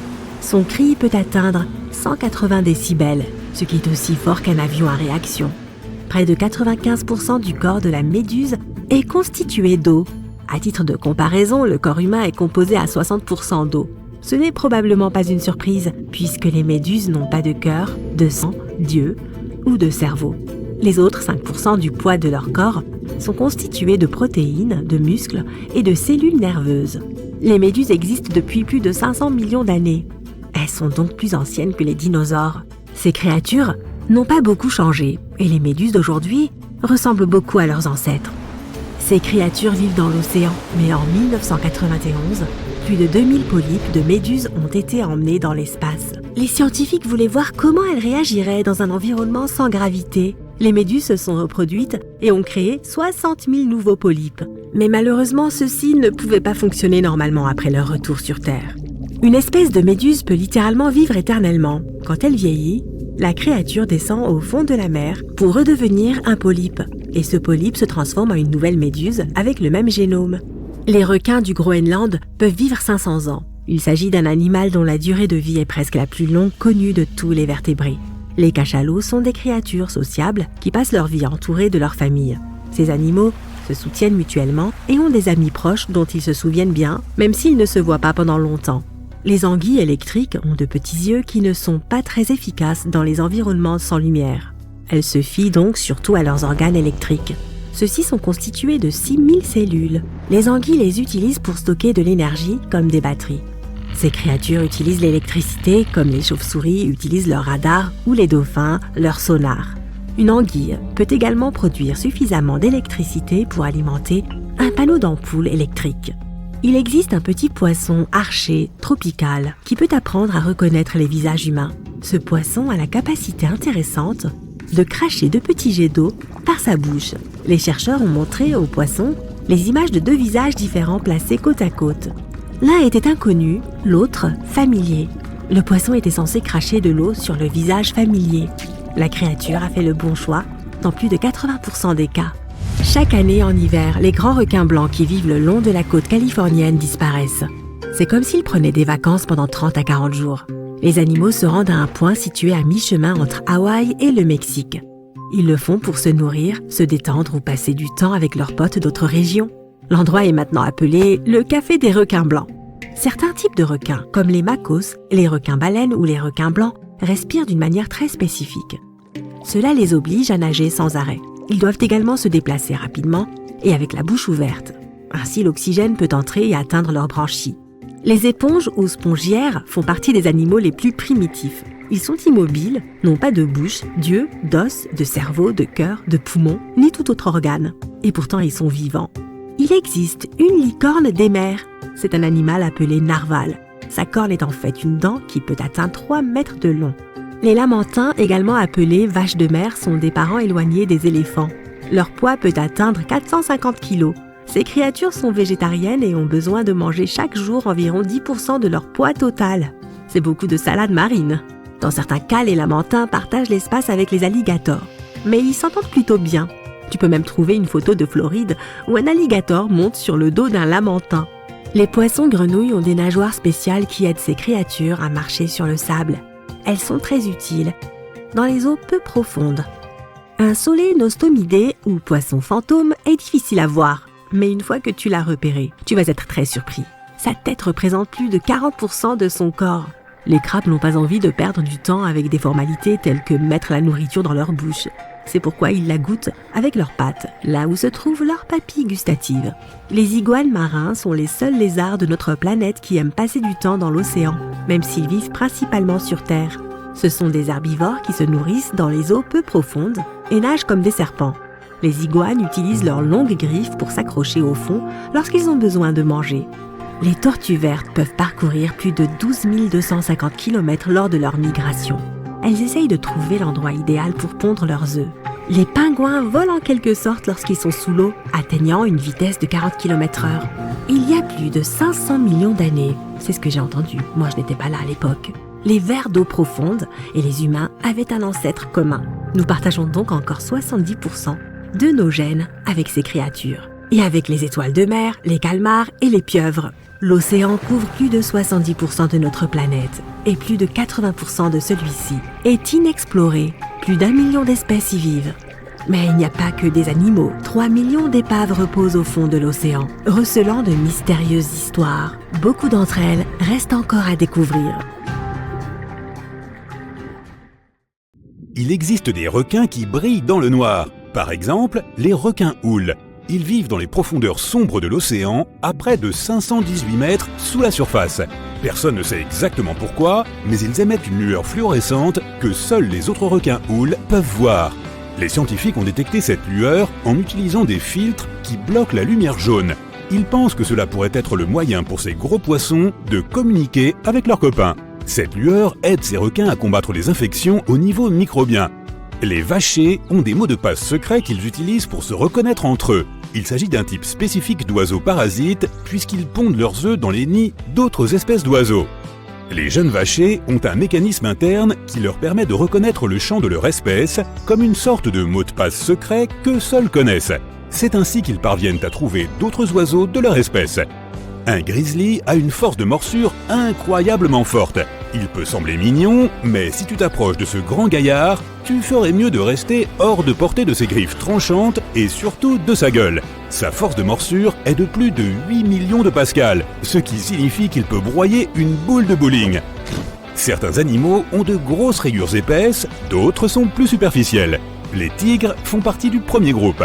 Non seulement leur fourrure est rayée, mais leur peau l'est aussi. Il en va de même pour d'autres grands félins à fourrure comme les léopards des neiges. Les girafes et les zèbres font partie du deuxième groupe, car ils ont des motifs uniquement sur leur pelage. En parlant de zèbres, penses-tu qu'ils sont noirs avec des rayures blanches ou blancs avec des rayures noires? Au premier abord, il semble que la deuxième option soit la bonne. Leurs rayures noires se terminent principalement vers l'intérieur de leurs pattes et sur leur ventre, et le reste est blanc. Mais ce n'est pas vrai. Étonnamment, ils sont noirs avec des rayures blanches. Toute leur fourrure, qu'elle soit blanche ou noire, pousse à partir de follicules qui contiennent des cellules appelées mélanocytes. Tous les animaux possèdent ces cellules. Elles produisent un pigment appelé mélanine qui donne de la couleur à leurs poils et à leur peau. Chez les zèbres, des messages chimiques indiquent quel mélanocyte envoie le pigment à quelle zone de la fourrure. C'est pourquoi les zèbres ont un motif noir et blanc. Mais le blanc n'est pas un pigment propre, c'est une absence de mélanine. Le noir est donc leur couleur par défaut. Les koalas ont des empreintes digitales si proches des nôtres qu'elles pourraient même altérer les scènes de crime. Apparemment, ils n'ont pas grand-chose en commun avec les humains. Mais regarde de plus près leurs mains. Elles ont des boucles et des arcs distinctifs, donc si un koala veut faire quelque chose d'illégal, il serait bon qu'il porte des gants. Les crabes fantômes grognent lorsqu'ils sont en présence de créatures qu'ils n'aiment pas ou qu'ils trouvent menaçantes. Ils le font en utilisant leurs dents de leur estomac. D'abord, ils te font savoir qu'ils se défendront si tu tentes quelque chose en te montrant leurs pinces. Si cela ne fonctionne pas, ils émettent un grognement effrayant comme les chiens. Mais le bruit provient du frottement de leurs 3 dents longues et dures à l'intérieur de leur estomac. Les crabes fantômes produisent le même bruit lorsqu'ils broient de la nourriture. En parlant de dents, savais-tu que les défenses des narvals sont en fait une sorte de dents à l'envers? Contrairement à la majorité des autres baleines, les narvals sont les seuls à posséder une grande défense ou dents qui poussent à l'intérieur de leur mâchoire. Ils possèdent jusqu'à 10 millions de terminaisons nerveuses qui ne sont pas protégées, ce qui signifie que sa défense est très sensible à tout type de contact. C'est presque comme un morceau de peau, car les défenses n'ont généralement pas beaucoup de terminaisons nerveuses. Près de 95% des humains sont droitiers, et c'est la même chose pour les grands dauphins. Il y a même plus de droitiers parmi eux que parmi les humains. Lors d'une recherche, les scientifiques ont découvert que les grands dauphins se tournent vers le côté gauche plus de 99% du temps, ce qui signifie qu'ils sont droitiers. Ils placent leur côté droit et leur œil droit plus près du fond de l'océan lorsqu'ils vont chercher leur proie, comme les calamars, les crevettes ou les petits poissons. D'autres faits intéressants sur l'océan. Tu savais que les baleines à bosse utilisent des bulles lorsqu'elles poursuivent leur proie? On pourrait penser qu'elles n'ont pas besoin de méthode particulière vu leur taille. Mais lorsqu'elles guettent leur proie dans les eaux profondes, ces baleines font équipe et utilisent une technique appelée filet à bulles. Tout en nageant en spirale ascendante, elles soufflent des bulles sous l'eau. Ces bulles empêchent les poissons de s'échapper. La plus ancienne preuve que nous ayons de chats domestiqués remonte à 12 000 ans. Des chercheurs l'ont découverte il y a près de 20 ans en creusant dans un ancien village de Chypre. Ils ont trouvé des ossements de chats juste à côté d'ossements humains, ce qui suggère qu'ils étaient proches même lorsque leur vie prenait fin. Les humains étaient des chasseurs, ils ont donc domestiqué les chiens en premier il y a environ 29 000 ans. Les chiens les aidaient à attraper d'autres animaux, mais ils ne pensaient pas avoir besoin de chats jusqu'à ce qu'ils commencent à se sédentariser et à stocker les surplus de récolte. Les souris sont souvent présentes dans les entrepôts de céréales et les chats se sont avérés très utiles à cette époque. Les macareux sont très ingénieux lorsqu'ils veulent se gratter le corps. Ils peuvent sans doute être fiers de leur magnifique bec, mais ils pensent manifestement que ce n'est pas suffisant pour se gratter. Les chercheurs ont remarqué qu'ils ont tendance à prendre spontanément un petit bâton en bois pour gratter un endroit qui les démange. Il y a un type spécial de fourmi qui ne vit que dans une petite partie de Manhattan.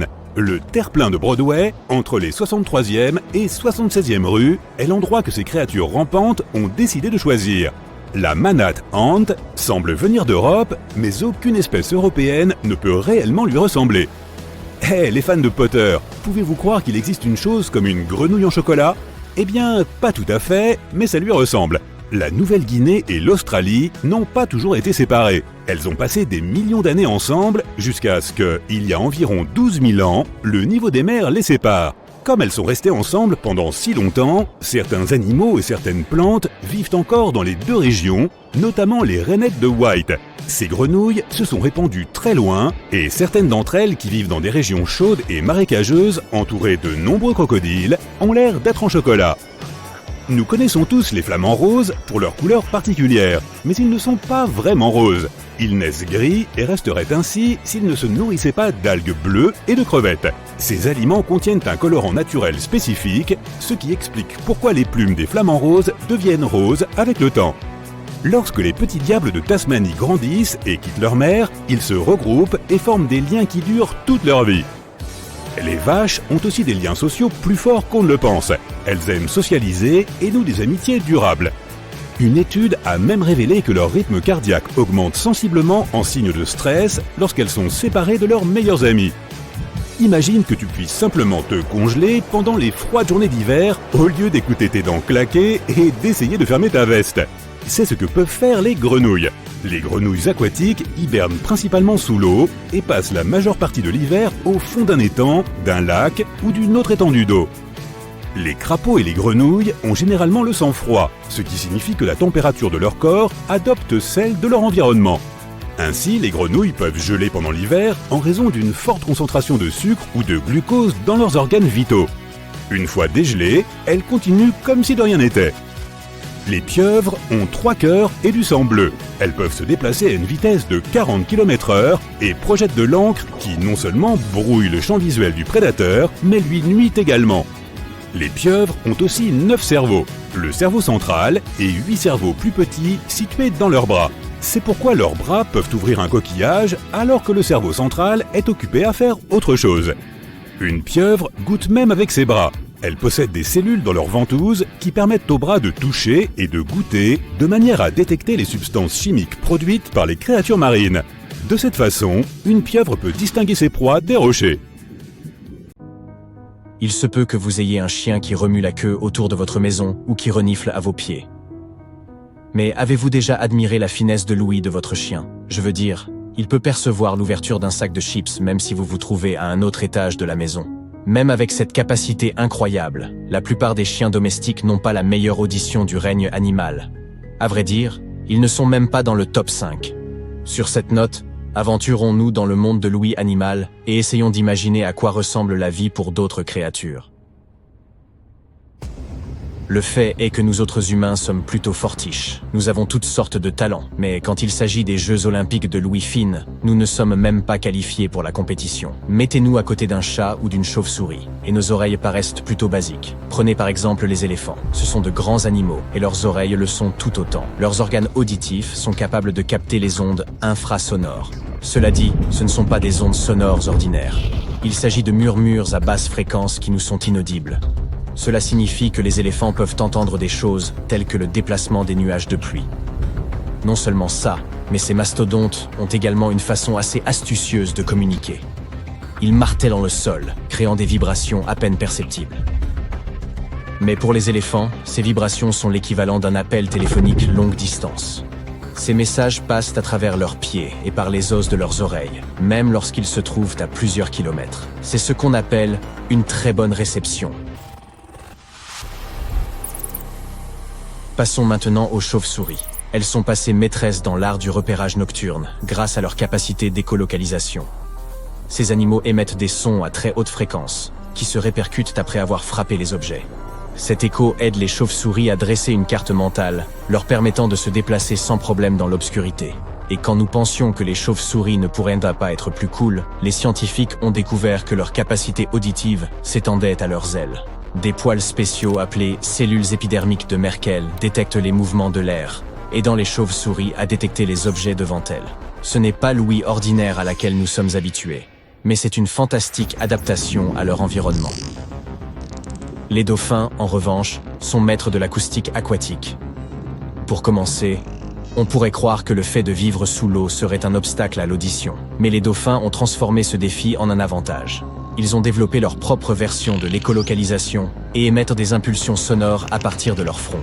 Ces sons rebondissent sur les objets et sont captés par la mâchoire du dauphin avant d'être transmis au cerveau via des nerfs auditifs particulièrement développés. Leurs oreilles, bien que présentes, ne jouent pas un rôle central dans l'ouïe, comme c'est le cas chez nous. Au lieu de cela, les dauphins ont trouvé des moyens innovants d'écouter, prouvant une fois de plus à quel point les animaux sont incroyables. Ne laissez pas leur statut domestique vous abuser. Vos chats et vos chiens sont des champions de l'ouïe. Les oreilles des chats sont conçues pour capter des sons à haute fréquence jusqu'à 50 mètres de distance. Pratique pour attraper des souris, n'est-ce pas? Les chiens, quant à eux, sont des pros quand il s'agit de localiser les sons grâce aux muscles autour de leurs oreilles. Avez-vous déjà vu votre toutou dresser l'oreille quand il entend quelque chose de suspect? C'est son ouïe aiguisée qui est à l'œuvre. Même les plus petits êtres qui bourdonnent autour de nous, comme les insectes, peuvent écouter le monde. À vrai dire, certains insectes possèdent quelque chose de similaire à nos tympans humains. C'est une petite membrane délicate, appelée organe tympanique. Nos tympans vibrent avec les ondes sonores. Cette vibration est ensuite transformée en un signal que notre cerveau peut comprendre. Bien, vous avez sûrement entendu la sérénade nocturne des grillons ou le rythme effréné des cigales en été. Ces petits mélomanes utilisent précisément ce type de configuration pour écouter le monde alentour. Ce n'est pas tout, néanmoins. Certains insectes adoptent une approche différente pour détecter leur environnement. Ils ont ces cellules sensorielles juste au milieu de leurs antennes. Cette structure est ce que l'on appelle l'organe de Johnston. Prenez par exemple les moustiques, les abeilles ou même les drosophiles. Ils utilisent leurs antennes non seulement pour repérer leur chemin, mais aussi pour écouter le monde. Mieux encore, les sphinx, ces papillons nocturnes et crépusculaires, ont un organe unique niché dans leur bouche. Il est comme un super pouvoir qui leur permettrait d'entendre les ultrasons.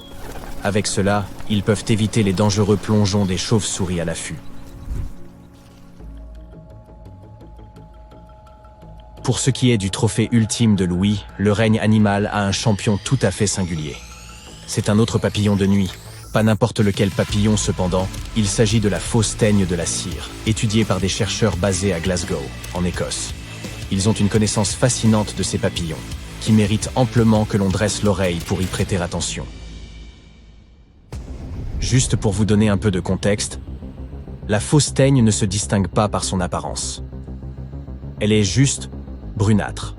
En ce qui concerne sa routine quotidienne, elle adore grignoter des alvéoles de miel. Bien qu'elle se fonde parfaitement dans le règne animal, elle a une sacrée paire d'oreilles. À quel point son ouïe est-elle fine, vous demandez-vous? Eh bien, il a été découvert que cette petite créature pouvait capter des sons à des fréquences allant jusqu'à 300 kHz. En comparaison, nos oreilles humaines ne peuvent détecter que des sons d'environ 20 kHz. Cette capacité, déjà peu impressionnante, chute à environ 15 kHz à mesure que nous vieillissons. Même les dauphins ne peuvent-ils pas rivaliser avec la fausse teigne. Ils ne peuvent entendre de sons que jusqu'à environ 160 kHz. Vous vous demandez probablement pourquoi une simple mythe aurait besoin d'une ouïe si développée. Les scientifiques expliquent que la raison derrière cette audition extraordinaire réside dans son instinct de survie, sa peur de la prédation, pour être précis. Les chauves-souris utilisent des signaux d'écolocalisation à haute fréquence pour repérer leurs délicieux repas de papillons, parmi tant d'autres insectes. Mais ces ingénieuses petites mythes ont évolué pour capter des fréquences que même les chauves-souris ne pourraient ne pas atteindre. Malgré ce raisonnement, le mystère perdure quant à pourquoi ces papillons de nuit pourraient bien avoir besoin d'entendre à de telles fréquences.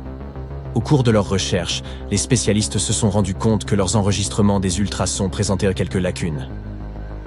Il y a donc une chance que les chauves-souris soient capables d'émettre des signaux à de si hautes fréquences que les papillons de nuit puissent entendre. Pour découvrir cela, Les scientifiques ont utilisé un dispositif à ultrasons conçu tout spécialement. Il a d'abord émis ces fréquences extrêmement élevées, et on a ensuite observé la réaction des papillons de nuit au moyen d'électrodes pour mesurer leur réponse neuronale. Les implications pratiques de ces recherches pourraient être considérables. Comprendre le fonctionnement interne de l'oreille de la fausse teigne de la cire pourrait avoir un grand impact sur la technologie. Ces connaissances pourraient aider les chercheurs à concevoir des microphones minuscules, par exemple.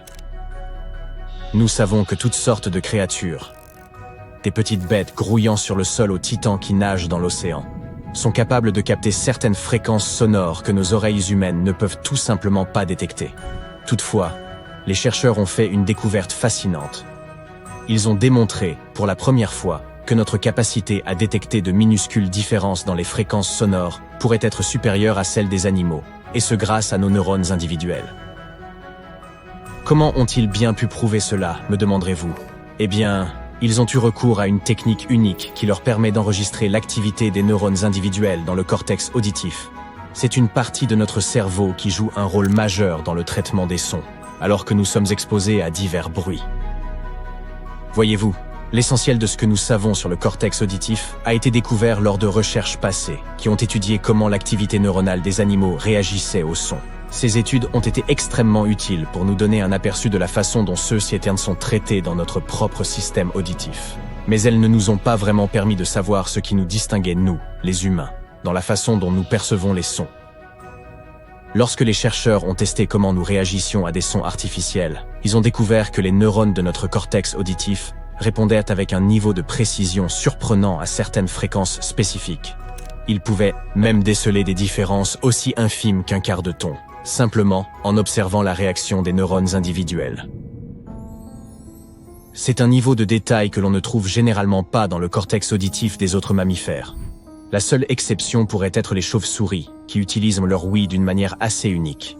Mais cela pourrait expliquer pourquoi nous pouvons distinguer les fréquences mieux que les animaux. Il semble que la façon dont nos cerveaux traitent ces dernières présente quelques caractéristiques particulières. Lorsqu'on a diffusé des sons plus naturels, comme des conversations, de la musique et des bruits du quotidien, les neurones ont alors montré des schémas d'activité complexes. Ces schémas ne pouvaient pas être entièrement expliqués par la seule sélectivité des neurones. Des études sur les animaux ont montré des phénomènes similaires, mais c'était la première fois que nous observions cela chez les humains. C'est juste une journée ordinaire. Comme d'habitude, tu prends une douche avant de commencer à te préparer pour le travail.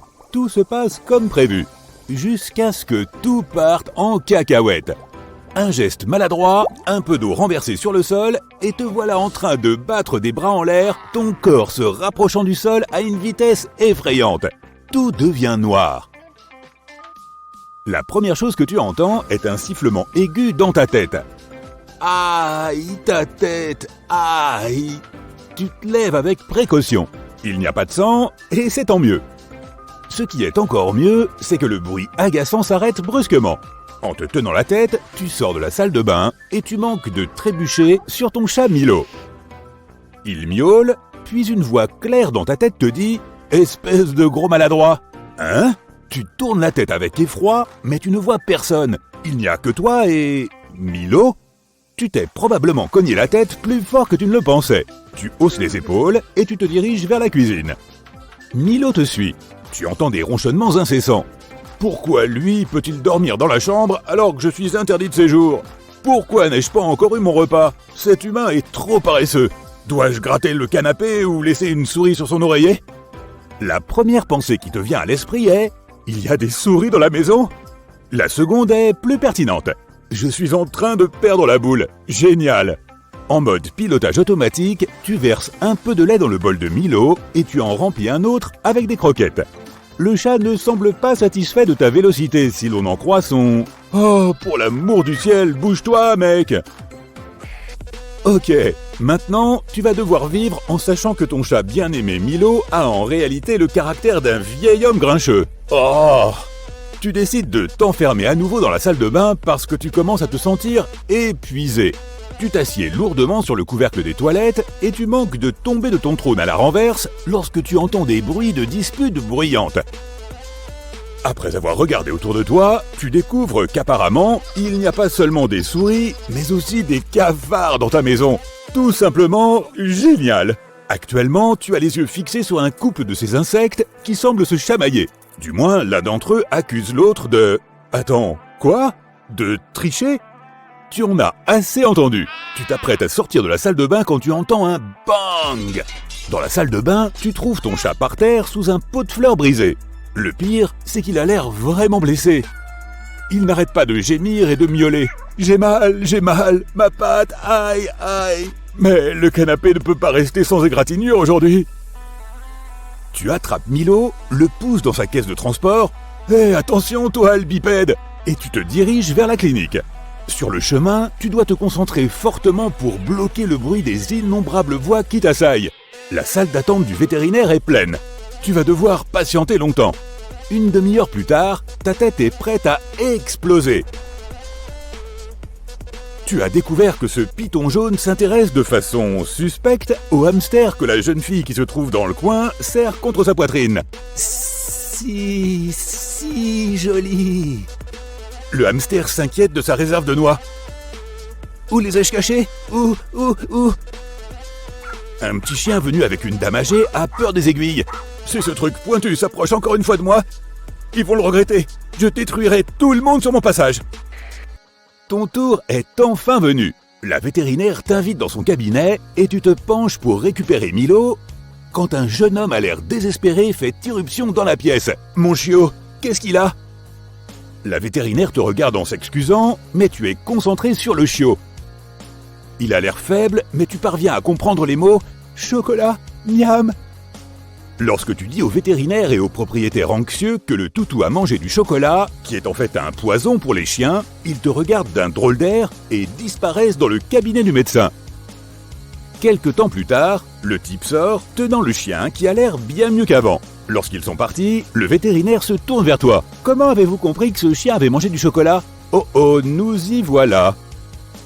Tu décides que l'honnêteté est la meilleure stratégie. Et tu dis au vétérinaire que tu peux comprendre ce que disent les animaux. Bien sûr, elle ne te croit pas. Tu dois faire des efforts pour la persuader. Mais avec l'aide de 2 autres chiens, de Milo et d'un vieil écureuil, tu parviens à lui faire croire ce que tu avances. Lorsque tu rentres à la maison, tu as la tête qui tourne et tu as très faim. Tu ne penses qu'à des œufs au plat et du bacon. Miam! Attends, du bacon ? Mais c'est... Oh, visiblement à partir d'aujourd'hui, tu es devenu végétalien. Quoi qu'il en soit, c'est là que tout bascule. Tu ne sais pas comment cela s'est produit, mais tu deviens célèbre du jour au lendemain. Le lendemain matin, un grand bruit te réveille. Et ce n'est pas comme si des animaux te parlaient. Tu regardes par la fenêtre et tu vois une foule de gens rassemblés autour de ta maison. Certains sont des journalistes, mais d'autres sont des propriétaires d'animaux de compagnie venus te demander de l'aide. Milo n'est pas content. Tout en grognant sans arrêt et en te traitant de tous les noms, il te mord la jambe et se réfugie sous les escaliers. Et toi, tu sors de chez toi pour parler aux gens et répondre aux questions des journalistes. Le soir, tu es épuisé, mais aussi heureux. Tu as sauvé plusieurs animaux aujourd'hui. Ils avaient de graves problèmes de santé et des troubles psychologiques que leurs propriétaires n'arrivaient pas à résoudre seuls. Allongé dans ton lit dans le noir, tu réfléchis à la façon dont tu pourrais utiliser tes pouvoirs. C'est alors que ton plan prend forme. Bientôt, tu deviens le spécialiste des soins aux animaux le plus renommé au monde. Tu écoutes les animaux parler de leurs problèmes, tu les soulages de leur dépression et tu les aides à résoudre les malentendus avec leurs propriétaires. Des émissions de télévision t'invitent pour des interviews, ta chaîne YouTube se développe chaque jour. Les gens te reconnaissent dans la rue et te demandent de prendre des photos avec eux. Tu voyages dans le monde entier, tu aides les espèces menacées et tu donnes des conférences. Tu ouvres des cliniques vétérinaires aux 4 coins du globe et tu invites les meilleurs professionnels à y travailler. Tu ne te sens jamais seul. Il y a toujours quelqu'un à qui parler ou à écouter. Au moins quelques oiseaux quand tu te promènes dans le parc ou quelques poissons quand tu as un rare moment de repos sur la plage. En même temps, tu as pris conscience du nombre d'animaux qui supplient pour obtenir de l'aide, mais personne ne peut les entendre. Tu décides alors d'endosser le rôle de leur porte-parole. Il s'avère que tu es maintenant célèbre non seulement dans le monde des humains, mais aussi dans celui des animaux. Ils sont reconnaissants et en retour, ils commencent à t'informer de différentes catastrophes naturelles qui sont sur le point de se produire sur la planète. Tu as entendu dire que les animaux pouvaient prédire les tremblements de terre ou les éruptions volcaniques. Et si avant, les gens devaient faire des efforts pour remarquer le comportement inhabituel de certaines espèces, désormais, les animaux te transmettent simplement des informations sur ce qui va se passer et où. Avec le temps, tu remarques que tu passes moins de temps parmi les gens et plus de temps avec les animaux. Ensemble, vous planifiez des campagnes contre les zoos, les cirques et autres lieux où les animaux sont détenus contre leur gré. Et puis un jour, l'impensable se produit. Tu rentres chez toi lorsqu'une camionnette noire s'arrête à côté de toi. Plusieurs types masqués t'attrapent et te poussent à l'intérieur. Les portes se referment dans ton dos. À l'intérieur, tu découvres que plusieurs personnes influentes ne sont pas contentes de ton activité. Tu te rends compte que ce voyage ne va pas bien se terminer. Les gars te bandent les yeux et te conduisent quelque part. Mais à un moment, tu perds pied et tu te cognes la tête contre quelque chose. Très fort. Tu ouvres les yeux, Milo se tient au-dessus de toi et regarde ton corps étendu avec une certaine indifférence. Et puis la chose la plus terrible se produit. Il miaule ce qui ressemble à une phrase entière, se détourne et sort de la salle de bain. Et tu ne comprends pas un seul miaulement de ce qu'il dit. Est-ce que tout cela n'était qu'un rêve ? Bon, soyons réalistes. Nous, les humains, nous sommes plutôt ordinaires. Nous ne sommes pas des super-héros dotés de super-pouvoirs, n'est-ce pas ? Quoi ? Vous n'étiez pas au courant ? Le monde animal, quant à lui, possède un tas de super-héros. Certaines créatures va-et-vont éternellement, d'autres semblent se moquer des lois de la gravité. D'autres encore sont immunisés contre le venin, et d'autres enfin peuvent courir sur l'eau. Certains d'entre eux vous donneront des frissons. Le premier super-pouvoir de la liste est la capacité à vivre sans eau. Les rats kangourous peuvent se passer d'eau pendant des années. En fait, cela ne les dérange pas de vivre sans eau. Les humains, en revanche, ne peuvent survivre que 3 jours sans eau. Humains, 0, rats, kangourous, 1. Ces petits animaux vivent dans des zones désertiques extrêmement arides et doivent puiser l'eau dans les graines et les plantes qu'ils mangent. Bien que cela puisse paraître un peu inquiétant, les rats kangourous savent aussi extraire l'eau de leur urine avant d'aller aux toilettes. Ainsi, ils ne perdent pas une seule goutte de cette précieuse humidité. Cela pourrait s'avérer utile lors d'événements sportifs. Laissez-moi maintenant vous présenter le Peter Parker du monde animal. Tout à fait. On dirait que Spider-Man est bien réel, mais qu'il n'est pas humain. Voici un lézard gecko, ou plus simplement un gecko. Cette créature a la merveilleuse capacité de grimper sur toutes sortes de surfaces verticales et peut même se promener au plafond. Cet exploit qui défie les lois de la gravité est possible grâce au coussinet plantaire unique du lézard, recouvert de minuscules poils. Ils peuvent s'accrocher à presque toutes les surfaces, qu'elles soient lisses, dures, rugueuses ou molles. Un autre fait amusant à propos de ces lézards est qu'ils n'ont pas de paupières. Ils gardent donc toujours un œil grand ouvert sur ce qui se passe autour d'eux. Si tu te demandes comment ils font pour protéger leurs yeux, voici la réponse. Leurs yeux sont recouverts d'une membrane transparente, la cornée. Bien sûr, ils ne peuvent pas fermer les yeux, et s'ils ont quelque chose dans l'œil, ils le lèchent tout simplement. C'est vrai, ils nettoient leurs globes oculaires en les léchant. On peut imaginer qu'il s'agit d'un autre super-pouvoir. Des super-pouvoirs supersoniques ? Oui, bien sûr. Une crevette subtropicale d'environ 2,5 cm désoriente sa proie avec une onde de choc. Malgré sa taille modeste, la crevette pistolet est l'un des animaux marins les plus bruyants. Lorsque la crevette fait claquer ses pinces, elle crée un bruit aussi fort qu'un boom sonique. Naturellement, ce son étourdit la proie, et la crevette peut l'attraper sans trop d'efforts.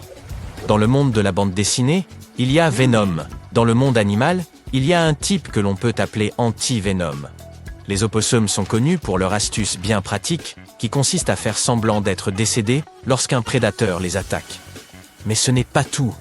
Ces animaux sont également immunisés contre le venin de serpents à sonnette et de vipères péliades. Le secret réside dans un peptide qui aide les opossums à neutraliser les substances chimiques dangereuses. C'est la raison pour laquelle les serpents sont une des friandises préférées du régime alimentaire des opossums. Leur alimentation se compose par ailleurs d'un élément curieux, les tiques. Un opossum peut attraper environ 5000 tiques par saison, et la plupart d'entre elles sont prélevées sur son propre corps. Imaginez un poisson si célèbre qu'on l'appelle un poisson dangereux. Il s'agit du mbenga, qui se traduit littéralement par poisson dangereux en swahili. Ce monstre vit en eau douce et ne rechigne pas à manger un crocodile. Pas un crocodile entier, mais le mbenga peut aisément en prendre une bouchée. Enfin, pour être honnête, les mbengas ont peur des crocodiles, tout comme les crocodiles ont peur des mbengas. Vous regardez cette vidéo à l'aide d'un P pareil, n'est-ce pas? Eh bien, tous les gadgets que nous possédons, nous les devons d'une certaine manière aux anguilles électriques. Tous les gadgets ont des batteries, et les anguilles ont beaucoup contribué à l'invention d'une batterie électrique en 1800. Je sais, les batteries ont changé de manière méconnaissable depuis lors, mais tout de même, la première batterie électrique a été inventée grâce aux anguilles électriques. Quoi qu'il en soit, si vous en voyez une et que vous voulez la remercier pour sa magnifique invention, évitez de le faire. Le problème, c'est qu'elles peuvent délivrer des chocs allant jusqu'à 860 volts. Vous ne voulez pas en faire l'expérience. Parlons maintenant du conte Dracula du règne animal. Non, je ne parle pas des chauves-souris. Je parle du poisson vampire à crocs. Ces poissons sont connus sous le nom de payara et ont 2 longs crocs qui dépassent de leur mâchoire inférieure. C'est pourquoi certaines personnes les associent aux vampires. Les hippopotames sont les gourous de la beauté puisqu'ils savent comment économiser une fortune sur les soins de la peau. Vivant sous le dur soleil africain, ces animaux sécrètent une substance huileuse rouge ressemblant à de la sueur qui s'évapore et garde le corps des animaux au frais. De plus, ce liquide sert à la fois de crème hydratante, d'écran solaire et d'antibiotiques, mais elles ne sont pas les seules à disposer d'un tel super pouvoir. Les crevettes mantes savent, elles aussi, produire un écran solaire naturel, mais elles l'utilisent pour protéger leurs yeux. Il s'agit de pigments d'acides aminés, et ces pigments agissent comme des filtres spéciaux qui contribuent également à la netteté de leur vision. C'est ce que j'appelle être multitâche. Les suricates ont des taches sombres autour des yeux, ce qui les rend encore plus mignons. Mais ces cercles noirs ne sont pas là uniquement pour rendre nos amis encore plus adorables. Ils font également office de lunettes de soleil intégrées. La fourrure foncée des taches bloque le soleil brûlant, ce qui permet aux suricates de regarder directement le ciel.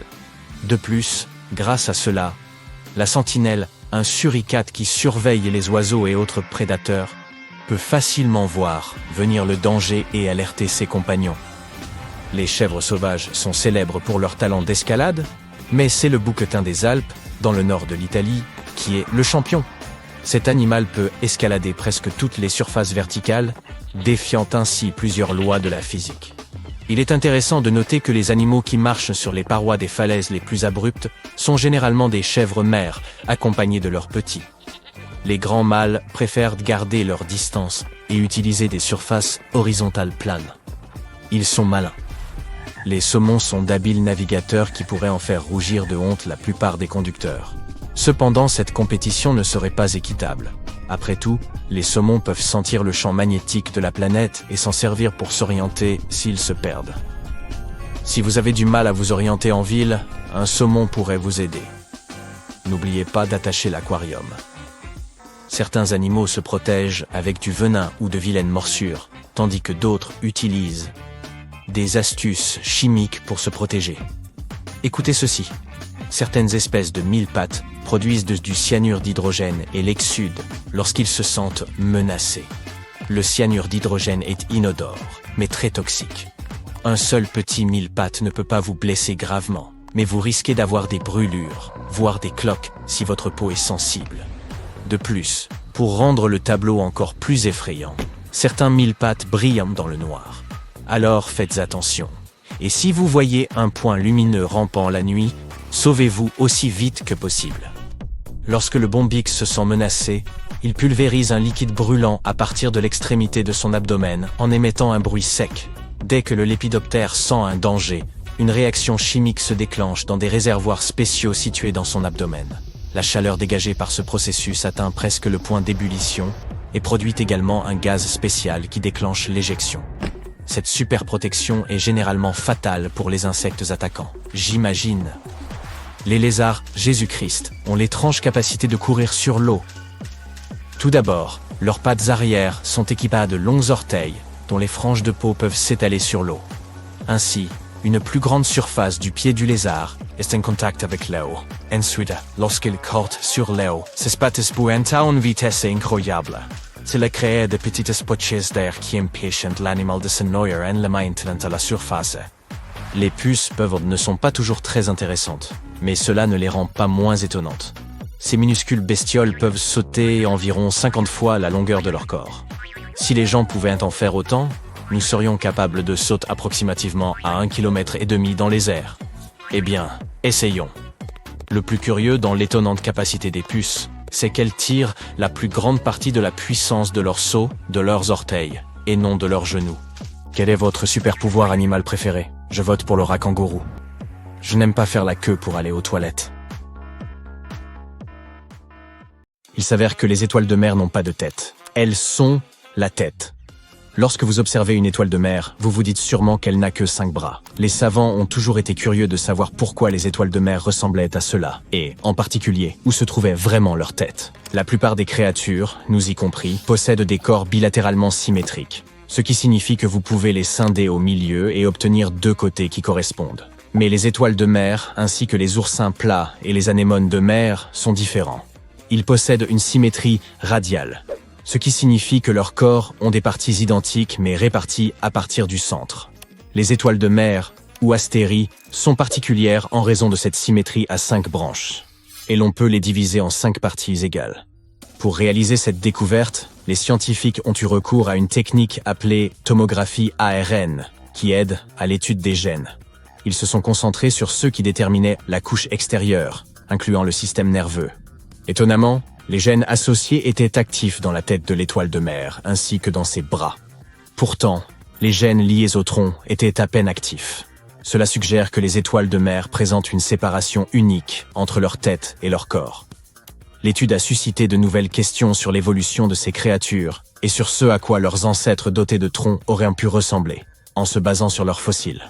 Elle a également montré que les gènes actifs dans le système nerveux d'un entéropneuste se trouvaient également actifs dans la peau de l'étoile de mer, recouvrant tout son corps.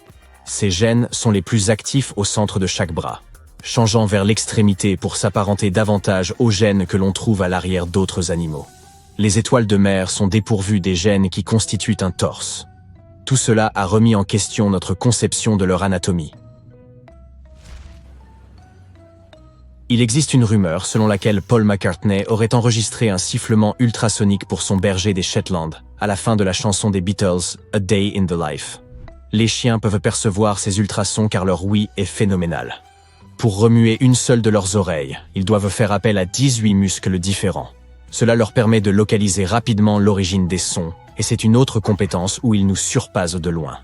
Leurs incroyables oreilles font parfois de l'ombre à leurs truffes. L'odorat des chiens est jusqu'à 100 000 fois plus affûté que celui des humains. Lorsque nous n'avons qu'environ 5 millions de récepteurs olfactifs, un chien de chasse peut en compter jusqu'à 300 millions. Une autre étude a prouvé que les chiens et les grands dauphins pourraient partager une fascinante similitude avec les humains. Ils appellent leurs proches par leur nom lorsqu'ils se retrouvent séparés. Cela ferait d'eux les premiers animaux connus pour cela. Ces recherches ont révélé que les dauphins reproduisaient les sifflements caractéristiques de l'un des leurs lorsqu'ils étaient éloignés de leurs congénères. Dans les enregistrements du programme de recherche sur les dauphins de Sarasota, des paires de dauphins ont été gardés dans des bassins séparés, mais ils pouvaient toujours communiquer entre eux. Et leur bavardage imitait les sifflements uniques de leurs compagnons dauphins. Ensuite, nous avons les flamands et leurs pratiques alimentaires si particulières. On les voit souvent se nourrir avec la tête positionnée à l'envers. Ce comportement distinctif est lié à l'anatomie de leur bouche et à la mécanique de leur long cou élégant. Ces oiseaux sont des animaux filtreurs, qui utilisent leur langue comme des tamis efficaces pour trier la nourriture. Lorsqu'un flamand trempe son cou dans l'eau, il positionne essentiellement sa bouche à l'envers. Ensuite, l'oiseau rabat son bec et propulse habilement l'eau à travers des extensions en forme de peigne le long de celui-ci. Il utilise également sa langue pour expulser l'eau, tout en retenant toute la nourriture collectée. Si vous avez regardé le film La sagesse de la pieuvre, vous savez peut-être déjà que celles-ci sont capables de nouer des liens avec les humains. Mais cette fois, nous allons nous concentrer uniquement sur l'anatomie de cette créature. Les pieuvres ont 3 cœurs. Un cœur pompe le sang à travers leur corps et les 2 autres travaillent de concert pour envoyer ce sang vers les branchies de l'animal. Les pieuvres ont aussi 9 cerveaux. Chacun de leurs 8 tentacules a son propre mini-cerveau. Ceux-ci permettent à chaque tentacule de se mouvoir indépendamment à une vitesse fulgurante. Il y a également un 9e cerveau qui supervise l'ensemble du système nerveux de l'octopode. Les opossums sont aussi très intelligents, à leur manière. Ils sont connus pour feindre la mort lorsque leur vie est menacée. S'ils sont confrontés à des prédateurs, les opossums tentent d'intimider leurs ennemis en montrant leur croc, en sifflant et en grognant. Toutefois, lorsque toutes ces tactiques échouent, les opossums se résignent à fermer les yeux et s'effondrent sur le côté pour faire semblant d'être morts. Pour parfaire l'illusion, un opossum peut également baver, laisser pendre sa langue et même se faire dessus pour mieux laisser croire à une mort soudaine. Il est remarquable que les opossums puissent maintenir un tel état pendant plusieurs heures, en attendant d'être sûrs que la menace est disparue. Les singes peuvent être très bruyants lorsqu'ils s'appellent les uns les autres. Mais le cri du singe hurleur peut parcourir environ 5 km si les bonnes conditions sont réunies. Les mâles sont généralement plus bruyants que les femelles. Ce son est en fait créé en tirant de l'air à travers l'espace d'un grand os qui se trouve dans la gorge de l'animal. Cet os est plus grand chez les mâles que chez les femelles, et c'est pourquoi les mâles hurlent plus fort. Les ours polaires ont une peau noire sous toute cette fourrure. Leur pelage blanc et duveteux est en fait translucide. Il semble seulement blanc car il réfléchit la lumière visible et la peau en elle-même est d'un noir profond. Ces plantigrades sont tout aussi impressionnants quand il s'agit de nager. Ils peuvent atteindre une vitesse de pointe de 10 km/h dans l'eau, ce qui est plutôt rapide pour de si grosses créatures. Ils peuvent nager sur des kilomètres et continuer pendant des heures. Leurs grandes pattes sont faites pour la nage. Ils les utilisent pour pagailler dans l'eau tandis que leurs pattes arrière restent droites et agissent comme gouvernail, les aidant à se diriger. Puisque nous avons été voir les ours polaires, nous pourrions tout aussi bien ajouter un fait romantique sur les manchots. Les manchots Papou et Adélie se mettent en avant avec de généreuses propositions. Ils offrent à leurs partenaires potentiels des cailloux précieux, essentiels en vue de la construction de leur nid dans les paysages désolés de l'Antarctique. Si la femelle manchot accepte ce caillou, ils sont liés pour la vie et prêts à s'accoupler. Une autre étude a révélé que nos adorables chats domestiques partageaient plus de 95% de leur patrimoine génétique avec les tigres. Ces charmantes boules de poils reproduisent également de nombreux comportements de leurs parents sauvages, comme marquer leur territoire au moyen de leur odeur, et le classique, traquer et bondir en guise de jeu. Biologiquement, néanmoins, le cerveau d'un chat est assez similaire à celui d'un humain. Nous partageons des régions émotionnelles identiques dans nos cerveaux. Les chats peuvent également produire jusqu'à 100 sons différents. Les hiboux ont des tubes, ou cylindres, oculaires. Ces yeux de forme allongée n'accomplissent pas le même mouvement que nos globes oculaires. Nos yeux peuvent se déplacer dans presque toutes les directions. Les hiboux, eux, doivent effectuer un tour complet au moyen de leur corps ou de leur tête pour regarder autour d'eux. Tout cela en raison de leur vision nocturne. Pour maîtriser l'art de voir dans l'obscurité, ils ont besoin de grandes cornées, capables de recueillir chaque particule de lumière. La plupart des animaux nocturnes, comme les lorilans ou les tarsiers, ont d'énormes yeux pour s'acquitter de cette tâche. Mais les hiboux ont de petits crânes, de sorte que leurs yeux ne pourraient pas grandir davantage. Les cafards sont connus pour leur capacité à survivre, et une raison clé à cela réside dans leur structure cérébrale unique. Ils possèdent 2 cerveaux, un dans leur tête et un plus rudimentaire au niveau de leur abdomen. Si elles sont si difficiles à attraper, c'est parce que ces bestioles réagissent extrêmement vite. Elles ont de petits poils sur leur arrière-train qui peuvent ressentir la moindre brise. Lorsque ces poils tressaillent, le cafard ne perd pas de temps. Il passe instantanément en mode évasion. Des recherches ont montré qu'un cafard pouvait réagir en seulement 1/20 de seconde. Ainsi, au moment où nous allumons la lumière ou attrapons quelque chose pour l'écraser, le cafard est déjà en train de filer à toute vitesse. Les chats peuvent faire des rêves. Parfois, vous pouvez voir les moustaches de votre chat remuer ou ses pattes donner de petits coups pendant qu'il dort. Cela ne signifie pas nécessairement que votre animal fasse un cauchemar. Il suffit de s'intéresser au sommeil humain pour avoir une idée de ce qui se passe chez nos amis félins.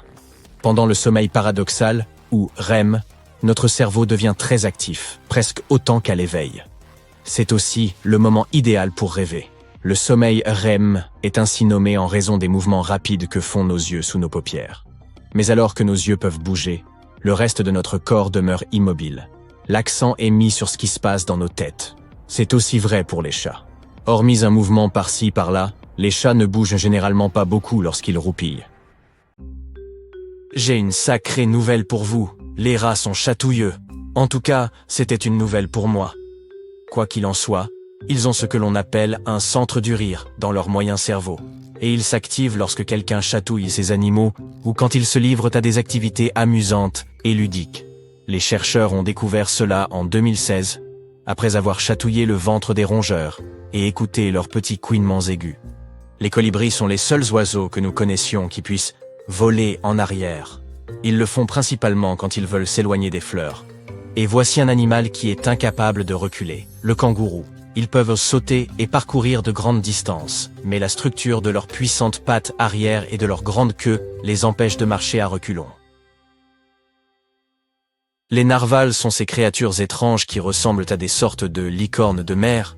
Cette corne sur leur tête n'est pas une défense. C'est une énorme dent qui sort à travers la lèvre supérieure des narvals mâles.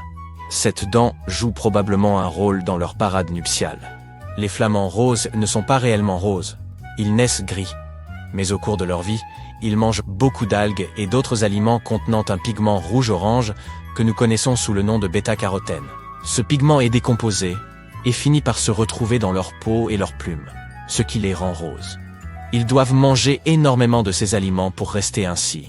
Si nous autres, humains, voulions changer la couleur de notre peau, nous ne serions pas capables de manger suffisamment d'aliments riches en bêta-carotène pour devenir réellement roses ou, dans notre cas, carrément orange. Les paresseux sont vraiment lents. Toutes les blagues et références à leur sujet sont vraies. Mais ils sont aussi de très habiles nageurs. Et ils se déplacent dans l'eau 3 à 4 fois plus vite que sur Terre. Ils peuvent faire la brasse tout comme les humains. Et c'est une compétence importante pour eux, car ce sont des animaux tropicaux vivant principalement dans les jungles. Et ces zones sont souvent inondées. Les tigres sont les plus grands membres de la famille des félins. Et oui, plus grands encore que les lions. Ensuite, aucun tigre ne présente les mêmes rayures. Leur pelage est en fait un camouflage, qui se révèle utile lorsqu'ils ont besoin de trouver le coin idéal d'où leur proie ne les verra pas. Il est intéressant de noter que leur peau est également rayée, pas seulement leur pelage. Et leurs rayures sont aussi uniques que nos empreintes digitales. Même s'ils ont l'air plutôt innocents et rigolos, vous ne voudriez pas déranger un ornithorynque. Ces animaux sauvages font partie des quelques espèces de mammifères capables de vous empoisonner. Ils ont des ergots sur les bouts de leurs pattes arrière qui peuvent libérer du venin. Ils n'est pas assez puissants pour être mortels, mais la piqûre peut tout de même être très douloureuse et provoquer un gonflement ainsi que d'autres problèmes. Lorsqu'une coccinelle doit se défendre contre d'éventuels prédateurs, elle commence par saigner des genoux. Ce n'est pas du véritable sang qui sort de ses articulations. C'est une substance chimique particulière qui sent très mauvais et, par conséquent, repousse les prédateurs. Elles ont un autre mécanisme qui les aide à survivre dans l'impitoyable règne animal, leur couleur spécifique. Les prédateurs n'aiment pas vraiment les combinaisons de couleurs vives telles que le rouge, l'orange et le noir, car ils savent que les créatures colorées de cette façon peuvent avoir un goût affreux. Les coqs peuvent être extrêmement bruyants le matin, mais ils ne deviennent pas sourds, car ils n'entendent même pas à quel point leurs cris peuvent être forts. Ce qui les protège, ce sont des sortes de boules skies intégrées. Les poules ont un système semblable qui réduit le risque de perte d'audition. Non seulement elles possèdent cette protection, mais elles peuvent également faire repousser leurs cellules ciliées cochléaires si elles sont endommagées en seulement quelques jours. Les hiboux n'ont pas vraiment de globes oculaires, ils ont quelque chose qui s'apparente plutôt à des tubes oculaires. Et ils ne peuvent pas les bouger de gauche à droite comme nous pouvons le faire avec nos yeux. C'est pourquoi ces oiseaux ont des coups incroyablement flexibles. Ils sont capables de tourner leur tête à 270 degrés. En comparaison, les humains ne peuvent tourner la leur qu'à 180. C'est pourquoi les hiboux ont un système spécifique de vaisseaux sanguins dans leur tête. Il apporte du sang frais au cerveau si un oiseau tourne sa tête trop rapidement et coupe sa circulation. Nage droit devant toi. Vous vous souvenez peut-être de la façon dont Dory le poisson chirurgien bleu chantait cela dans Le Monde de Nemo. Dory n'était pas un requin, mais c'est un message que certaines espèces de requins doivent prendre au pied de la lettre. Les requins mako, les grands requins blancs, les requins balinas et d'autres espèces doivent continuer à nager tout le temps, sinon ils arrêteront de respirer. Nous utilisons nos poumons pour respirer. Et certains requins utilisent une méthode appelée pompe buccale. Cela signifie qu'ils nagent la bouche ouverte. De cette façon, ils permettent à l'eau de circuler à travers leurs branchies, et donc d'en extraire l'oxygène. L'animal le plus dangereux de notre planète n'est pas un ours, un requin ou un tigre aux dents acérées. C'est quelque chose de beaucoup plus petit, le moustique. Non seulement il est extrêmement irritant, mais il transmet aussi des maladies graves comme la fièvre jaune, le paludisme ou la dengue. Chaque année, des centaines de milliers de personnes sont emportées par de telles maladies. Les moustiques surpassent également en nombre toutes les autres créatures à travers le monde, mis à part les termites et les fourmis. Les grizzlies sont des animaux incroyablement forts, dotés d'une puissante morsure, capables d'écraser une boule de bowling. C'est pour cette raison qu'on ne les autorise justement pas dans les salles de bowling. Malgré cela, ce sont essentiellement de petits mangeurs. Ils sont assez forts pour faire de leur repas tout ce qu'ils rencontrent, y compris un bison, un élan ou un caribou. Mais ils aiment toujours grignoter leurs fruits, noix et autres baies, voire même une petite souris malchanceuse qui se perdrait pour finir dans la bouche du prédateur. Le taipan du désert est le serpent le plus venimeux de la planète. Nous le connaissons aussi sous le nom d'Oxuranius microlepidotus. Il vit en Australie. Une seule morsure sécrète suffisamment de venin pour s'avérer fatale à au moins une centaine d'humains adultes. Et une demi-heure y suffit si vous n'avez rien pour traiter la morsure immédiatement. On dit que ces serpents sont le plus souvent timides et préfèrent se préoccuper de leurs propres affaires. Mais comme les autres animaux, ils attaqueront s'ils se sentent menacés ou provoqués. Il existe un type de tortue qui peut rester en vie pendant des mois sous la glace en respirant par son derrière. Quand il fait plus froid, certains animaux ne trouvent pas d'endroit sûr où demeurer. Ils doivent donc survivre aux conditions hivernales rigoureuses où qu'ils soient. Et tandis que les abeilles se mettent à l'aise dans leur nid et que les ours dorment dans des grottes, les tortues peintes n'ont d'autre choix que de rester dans leurs étangs gelés. Comme la glace limite leur accès à l'air, elles extraient directement l'oxygène de l'eau et respirent par leur derrière. Oui, j'avoue que ce serait bien pratique. Il est bien connu que les corbeaux sont des animaux incroyablement intelligents.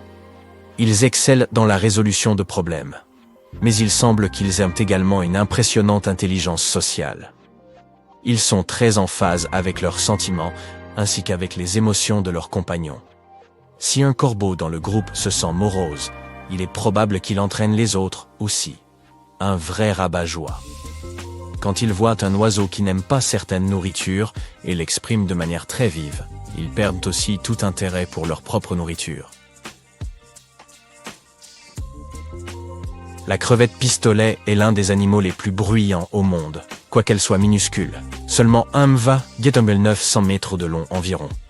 Quand elle détecte une proie, elle ouvre sa grosse pince qui peut atteindre jusqu'à la moitié de la longueur de son propre corps et laisse entrer un peu d'eau.